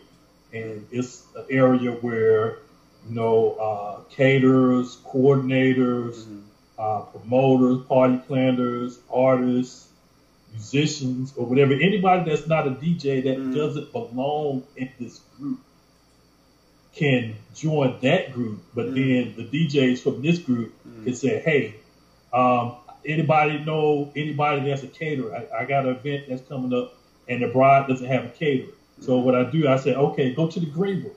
There's some caterers over there. So they join that group and boom, you find that's great. Where these connected other people can network together. But that's those great. other people can't get access into the group like this one because a lot of these guys in this group, they talk about the people in the other group. They talk about those promoters that you know that want to pay $150 and chicken wings and a bar tab for them to spend or whatever. We don't want them in the group to let them know that we're talking about them or whatever. So, you know, I made that a separate group. And I got some other stuff that I'm working on to make this group much bigger and something that everybody will want to be in. But as for you being a member for the length of time that you have, as for the information that's posted here and the people that, I mean, I haven't seen you in the comments. But tell me, what's your outtake on this group? Well, for me, it's like I'm looking at so many videos on a daily basis and just all over the internet. A lot of times it's easier for me to catch things later.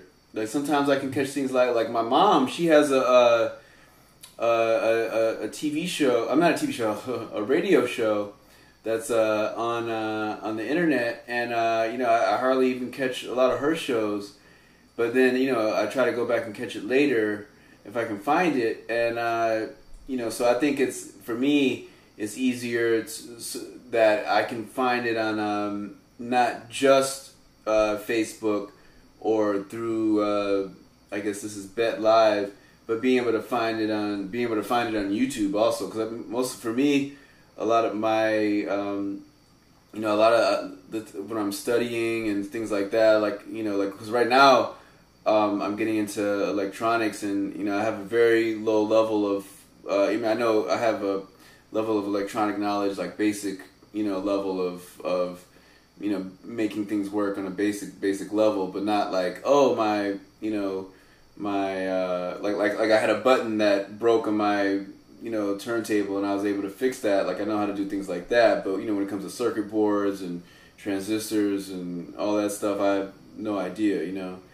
So right now I'm starting from scratch and learning. I want to learning all those things. So for me, being able to sometimes I'm watching multiple videos at a time, not at the same time, but I'm watching 3 minutes of that, then I turn that on for 20 minutes, then I turn that on. So a lot of times it's easier for me to be able to have access to it on YouTube. Great. Good stuff. Mm-hmm. All right. We're about to sign off. I'm dehydrating. It's hot. I got heavy lights on me right now, pounded down. I got 2 fans, which are not doing anything. So I'm not going to hold you up because I'm sure you got stuff you need to do tomorrow. But I would like to thank those. I would like to thank those that tuned in today and that watched this video. I'd like to thank those that are watching it now, later in the future. And we're about to sign off. Any last? I got a question, because with the Vestax that you hooked up, and it has the USB ports in it, the 7-port hub. Did you hook up the AC, the adapter inside of the mixer, or there's 2 outputs? There's 2 adapter outputs. There's 2 outputs. Okay. That's I'll send you the link. I got a link where I got it opened up. Mm-hmm. I got it opened up, and it shows how I got everything. I'll send you the link. It's in my photo app. Yeah. My Facebook photo app. I'll send you the link as soon as we get off. Because you can also do too is what DJ Vlad does is, like, let's say you have a 2-hour lecture, like we've been recording for at least 2 hours. Like let's say you're talking about your Vestax mod that you did, you can cut that into a 3-minute video and drop that just by itself. Like, oh look, this is this Vestax USB Frankenstein that I made, and then just post it on YouTube as just the Frankenstein, and then you can post the whole lecture. You can chop the whole lecture up into 10 pieces. I mean the whole I'm sorry, not lecture, but conversation, the whole interview into multiple pieces. For me that information I am not sharing. That is a one of a kind. You're right. Yeah, people steal that. That's why it has the KEN in it. Okay. Frankenstein. And I thought about doing a Bride of Frankenstein, taking my 56S and doing it. I'm like, no, one is enough. Mm-hmm. Have you seen? That's what makes it. I mean, somebody did an 07. Yeah. Somebody did a. Mm-hmm. But yeah, what were you about to say about the 07? Yeah, somebody did an 07 before, and that's why I found out that there was enough room inside for to do it. But I let me take it to the next level. All right. And I had a USB port. I had a USB hub that was available. Mm-hmm. I'm like, okay, how? And I'm gonna do something more. I got another DJ, Atlanta's DJ Logic. DJ Logic that lives in Atlanta. Mm-hmm. I'm trying to get with him. He got a flash drive. I'm gonna take a flash drive and put it inside to where I could have 100 or so gigs of music that's inside the mixer. Exactly. So all I gotta do is take the mixer. I don't have to take no hard drives, no flash drives or whatever. because it's already, the music is inside. The sound card is inside. Exactly. All I got to do is just plug and play. Oh, and I forgot to tell you, because you were asking me about my influences too. Also, you know, in the around 96 maybe, you know, there used to be a lot of battles here in Atlanta. That's when I was in high school. And they used to have battles at a place called Out of Control. And Out of Control is not there anymore. It was a club. It was in the back of that parking lot behind the Varsity. And this was before, you know, it was like, you know, like Funk Jazz Cafe. It was even before Funk Jazz. And then it was happening at the same time. And then that went out of business and Funk Jazz kept going on. But, you know, it used to be like JC and like Shotgun, you know, battling. They battle each other, you know, and Clever would be there. Clever would battle, you know, and that's when I used to see Clever. I'd be like, yo, Clever's going to win the U.S. one day, you know, and he won. So I used to be too scared to get up and try to battle them, but I used to watch them and they'd be like, whoa, they're on some next, you know. So those were definitely influences too, as you know, as a shorty, you know. Yeah, somebody that said they remember that. Out of Control, right? Out of Control. One of them. They remember Out of Control. No, I guess so. He said, let's see, this comment right here. He posted this comment. Oh yeah, Heather B. Yeah, I was probably there. I remember Heather B. Yeah. Yeah, it was like Heather B. Yeah. Right, that was when Hot 97. That was when Hot 97. Yeah, exactly. Right next to the Yin Yang. That was when Hot 97 came to Atlanta, and they kept playing the Heather B. song, and they're playing Liquid Swords, and you know, because that was before, you know, because I remember in Atlanta, everybody wasn't so regional. Everybody wasn't like SWATs and College Park. Before Hot 97 came to Atlanta, everybody was like, hey, I'm from Atlanta. You know, everybody wasn't shouting out their boroughs, and Hot 97 was kind of pushing the whole, like, hey, yeah, you know, shout out your borough thing. You know, or, I mean, shout out your neighborhood thing, and that's, you know, everybody was like, oh, yeah, East Point, da-da-da, you know, Bankhead. Now, was this before the Freaknik era? Oh, no, this was the same time as Freaknik. Yeah, Freaknik, you know, because I used to be in high school, and Freaknik would be happening around. That's when I used to visit Atlanta most of the time. That time, but, I mean, since it was so packed, you could never get to anything. I think I just wasn't able to get to whatever the venue was, and then when did it end? Did it end before '98? Oh, Freaknik. Oh no, you mean Out of Control? Out of Control ended pretty early. It probably only lasted 2 years or something like that. It was probably like 95 and 96, or maybe 96. It wasn't even 97. It wasn't even when I graduated. By the time it was here at 98. I think 99 was when it phased out. Oh, you're talking about Freaknik. You're talking about Freaknik. I was talking about the club, but yeah, Freaknik. Yeah, Freaknik was here after 97. But you know, the height of Freaknik was probably like 95 or something, or because before all the traffic and the police started shutting it down. 94, right? I got it on. Yeah, 94. Yeah, 93. I was there. Yeah, I was there at Piedmont Park. You know, it was like Wu-Tang Clan and Piedmont Park and stuff like that. A lot of stuff was. 93 was stuff started. 94 was when it started getting canceled. You know, when it was like, cause I remember there was some big show that was supposed to happen. It was like, oh, Far Side, Souls of Mischief. It was a whole like West Coast hip hop show that just all got canceled, and that was like 94 or something. And we're like, oh man, you know, Souls of Mischief.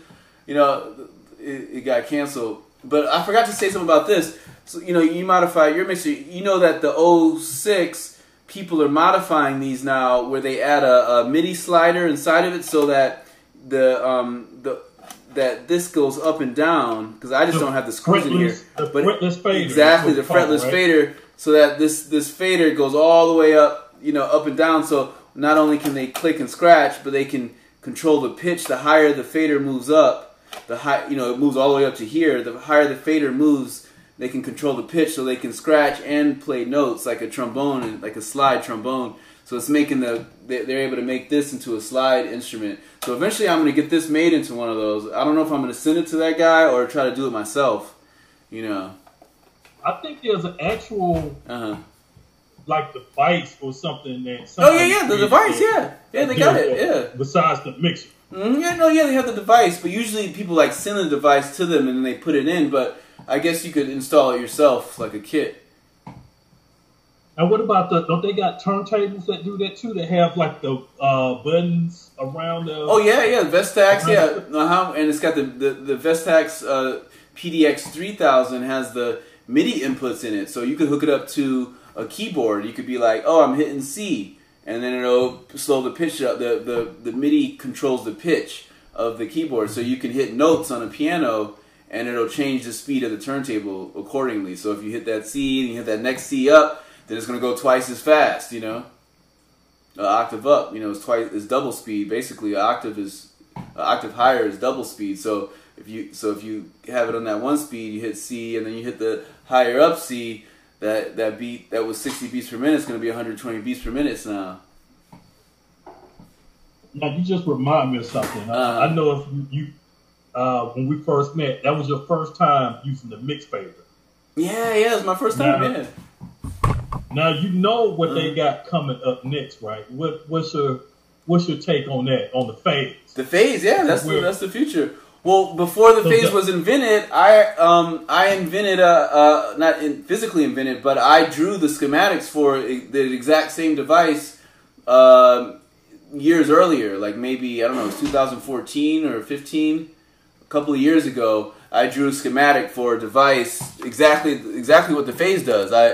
Because that's why I'm always drawing stuff, because I know that I don't have the ability necessarily right now to create a lot of these things, because there's so many things that are coming across my mind.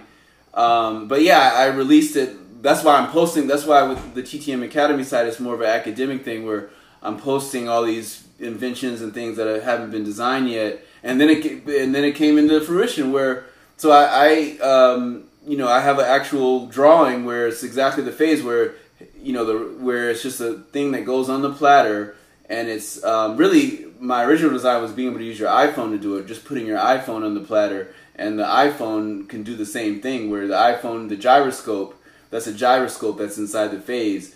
The gyroscope can, sense the degrees that you're changing the record, because that's all they need is to figure out the changing degrees over time. And an iPhone can do that if you put it on the record, or that little phase thing. Any little device, any little gyroscope that you stick on a turntable can track that. So I called it the gyroscopic, cue point. And that's what a phase is. Somebody has already done the phone thing. I think I've seen. Yeah. There's a phone thing too. Yeah. Video. Somebody did the phone. Yeah. The DJ the guy from New Zealand that won this year and last year. DJ K-Swizz. K-Swizz. It's more Swiss, not Swiss. It's Swizz. You should have came up with that. That's going to be the game changer. Oh no, but the thing about patents and things about that is if you do it first, you're still allowed to keep releasing it. That's why I can come out with my own, a year from now. Because I have the original schematics I have the original schematics that predate their schematics, but this is fine anyway. I'm happy they created that. But immediately when they released it, I immediately released. If you want to check out my TTM Academy on Facebook, right when they released the phase, I released my image of my original schematics from years before alongside that. So a lot of my site is a legal thing too, where it's like, people have been trying to appropriate a lot of my work over the years, and so I can expose them, on an academic level, but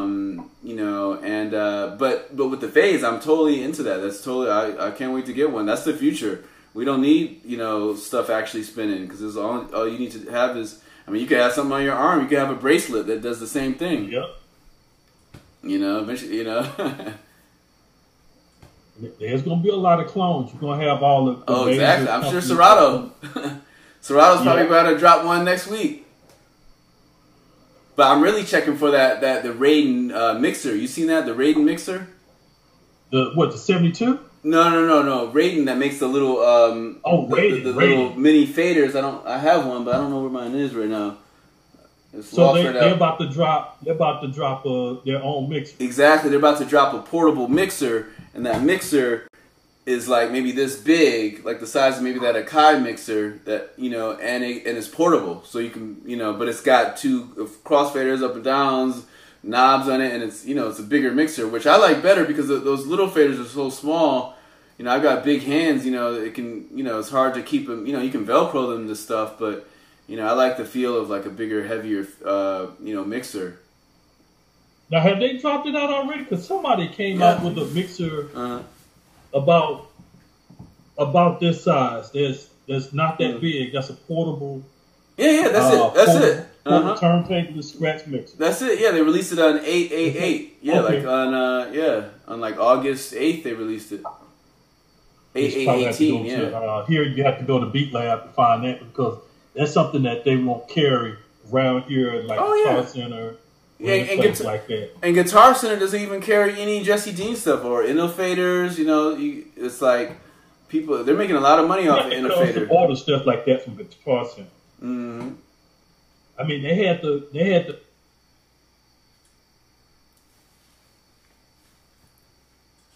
Hello?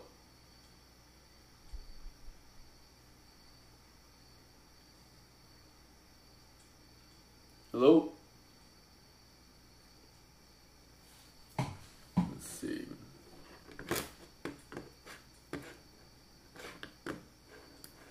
Hello? Oh, looks like we're coming back. Okay, we're back. Even though I had dropped out, I was looking away. Uh-huh. I was saying Beat Lab is where I ordered my mix fader from. Guitar Center had it. So I didn't actually get it from them. I got it from Beat Lab because he had a lot of other faders like the Raedawn and a couple other faders that were for the portable turntables. So I ended up getting it there. But I think I was the first one from him that got it because it was something that he had to order. That's dope. And I think those guys are out of France. I think Phase is out of France and Mixed Faders out of France, right? Yeah. A lot of good programmers out there. Actually, I'm trying to work, and I'm going to go ahead and say this now. Somebody's going to hear me. I'm trying to work something out with MWM. MWM is the name of the company that Mixed Fader is. I'm in communication with somebody there. I'm not going to say any more than that. I don't really spill the beans. But I have been trying to work with them for a while, trying to get some. This probably was even before they announced the phase. Mm-hmm. But now that they have the phase, I got some ideas that I want to put by and say, hey, I can make you more profitable with that phase in this era. So that's dope. That's dope. That's dope. And also I forgot to tell you, Intel actually came to me about, they had this guy contact me because Intel was collaborating with DJ Cuber on a mixer where they were trying to make a mixer that was a computer also. Yeah, the one with they have everything built in, the computer and everything. Exactly, everything all in one. And so you don't need to bring the laptop out. You can just have everything's all in the mixer. And, and they asked me about, incorporating TTM into that, whether I'd be interested in working with him. And I told them that I would, just the same way that Bill Gates did with IBM, I'm only going to be licensing TTM out, not giving people the right to just, take it and use it in their software. But if they want to use it in their software, just like Windows, if you want to use it, you can use it, but just you got to license it. So I told Intel, like, hey, you guys can use TTM in the mixer as if you're licensing it, I'm getting royalties off the license, but and they're like, okay, nah, we'll fall back, See, I thought that was just something that somebody created on with Photoshop. Oh, the Cuber mixer. A lot of stuff when stuff starts to come out, people will create a different version, just like with the Rain 72 mixer and even the S9 that people just like created like a big 19-inch mixer, but it looks like an S9 so and so built into it and just twisted up. I thought I seen that before with the Intel inside, and I thought that's what it was. It was just something that somebody came up with. Like, they're not gonna do anything like that. You got too many issues. You got a computer inside of a mixer. Now, what happens when one fails? And the whole thing exactly. You probably got some type of contingency to, in case. Right, you got to use your phone as a backup. Yeah. All right. Yeah. Yeah. But yeah, I forgot to tell you about my other. I just recently bought I got at what was it, Sam Ash maybe? I got one of these. I'll get it. I got this for $100. Not even 100. This was like $95 or something. 94 bucks. I got a Technics. You know, this is what they used to use in the 90s. Chip mixer, the the DMC ones. This is the SHDJ 1200. But eventually, I'm gonna get an innovator in it because you know it has bleed. Before you say anything, have you checked the box? Yeah, I checked it right when I got it. People were like, "Yo, they got the extra faders inside," and I looked inside, it was gone. Whoever. Oh man. Yeah, they're all. Yeah, there's no extra faders in it. To see if it has the extra fader in the box. Yeah, the fader's cool though. You know, it's just it's still like 90s kind of. It's not as sharp as all the new stuff. So. But yeah, I think the Innovator 2 fits in it, and I have an Innovator 1 PMP that I took out of my 07 because my 07 broke, and I put it in my 06, so I'm probably just gonna be rocking with my 06. I just got a Rain for $170. The same Rain that you're using today. I get the S. What's that? 56. 56S? Yeah, 56S. Yeah, the 56S. I just got that for like $170 used at Guitar Center. And that's what I did. That's my first Rain, so I'm psyched about that. So I'm gonna be rocking with that Rain for a long time. Yeah. All right, I got somebody that had a question. I don't know if it's something that. Yeah, next time I'll show my video mixer too. Okay, a good beat juggling exercise. So you do beat juggling? Yeah, I do beat juggling. Yeah, we'll do that next time. Yeah, next time I'll actually scratch. As far as a beat juggling exercise, it's good to start off with just 2 of the same breaks, and just practice looping first, where you're just like that's like just basic backspinning, and then you want to be able to get it to where you can. Instead of having 1 bar, you're doing half a bar. So instead of you're going half a bar, which is just going and then you want to be able to go to the quarter note level where you're just going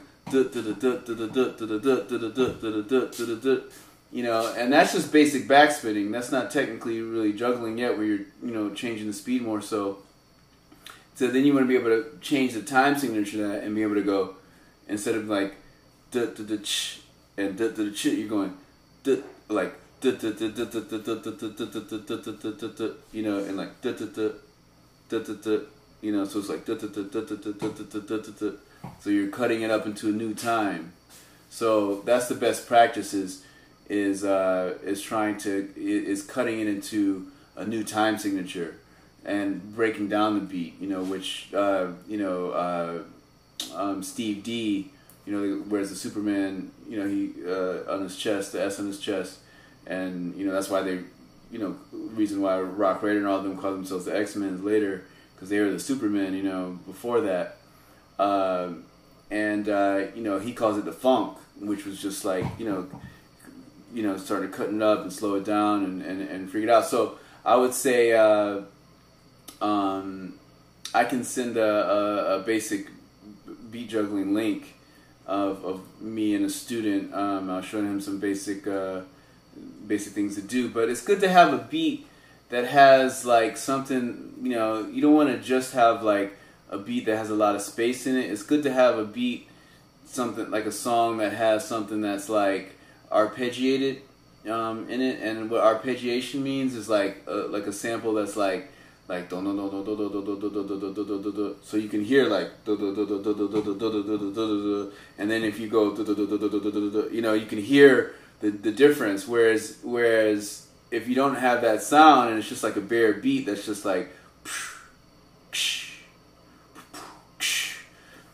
there's so much space in between all the sounds, even if you're moving your crossfader around you're not going to hear anything because it's just a lot of space, so it's good to have beats that have a lot of, sounds in it so that you can hear those sounds being manipulated. think you answered his question. Got you. Thanks. I don't know. I guess it was somebody that you mentioned that they said. Well, I guess that's it. We went way over. It is almost 12 o'clock. Yeah, it's 2 hours. Over 2 hours. Yeah, 2 hours. I have not done one of these segments for under 2 hours. I did one time. It was 3 parts, and each part was at least over an hour and a half long. That's dope. Because I did one, and then I forgot somebody. I left somebody out, so then I had to go back. I created a part 2 for that person and save, or we did whatever they had to do. Then I had another person that wanted to say something. So I just do this because I mean it's fun to me. It's fun to me, and I never thought that I would do like a talk show type thing. But this is fun, and especially the tech part when people come in and they have a question and I can answer, or what we do. And I'm gonna do this Wednesday. I'm gonna call it the recap, and with the recap, we're just gonna recap what happened last week, what happened 7 days ago. And I'm gonna go through. I'm gonna find various posts. I'm gonna write down. Okay, this post talked about this. Let's see if we can bring this up. This post talked about this. And I'm like, okay, it's time for the recap. What we're gonna do in the recap? We're going to talk about so-and-so post they had last week about the Go Rack or GLX speakers, or an event where the promoter acted a fool or something. It's something to bring a new post, new life, and new discussion. So that's I'm just rambling. So all right, y'all. Like I said, I would like to thank guests again, DJ Raedawn. And next time I have Raedawn, right? Yeah, Raedawn. So next time I'll have my video mixer set up. Next time, my Pioneer, and I'll show you backspinning and all that stuff with video. Okay. You can put DVDs in it. I got 6 days with this. Maybe next week, but earlier. I could probably get to do it at 7 or maybe 8. But I don't know. We'll talk. I don't want to make no promises right now because I got 6 more days to use this program, and I'm gonna wear the hell out of it with videos and stuff. I'm gonna do as many videos I can with this free trial that I can before I get limited down. Right, to 20 minutes. I don't know. We might be able to do something later this week. You let me know when you're available. Yeah, man. Yeah, let's talk. It don't have to be Tuesday. It could be Thursday. Yeah, Thursday, man. Friday. Yeah, Thursday's good. Thursday's probably good. Yeah. Okay, just let me know. But we're finna wrap it up. I'm exhausted and I'm hot. I'm burning up. I need to turn this light off right here because it's very bright. Oh yeah, it's hot. Right?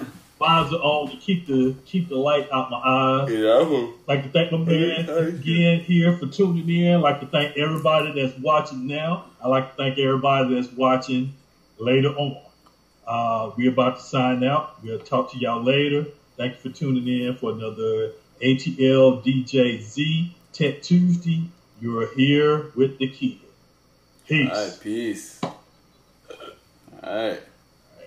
That's dope.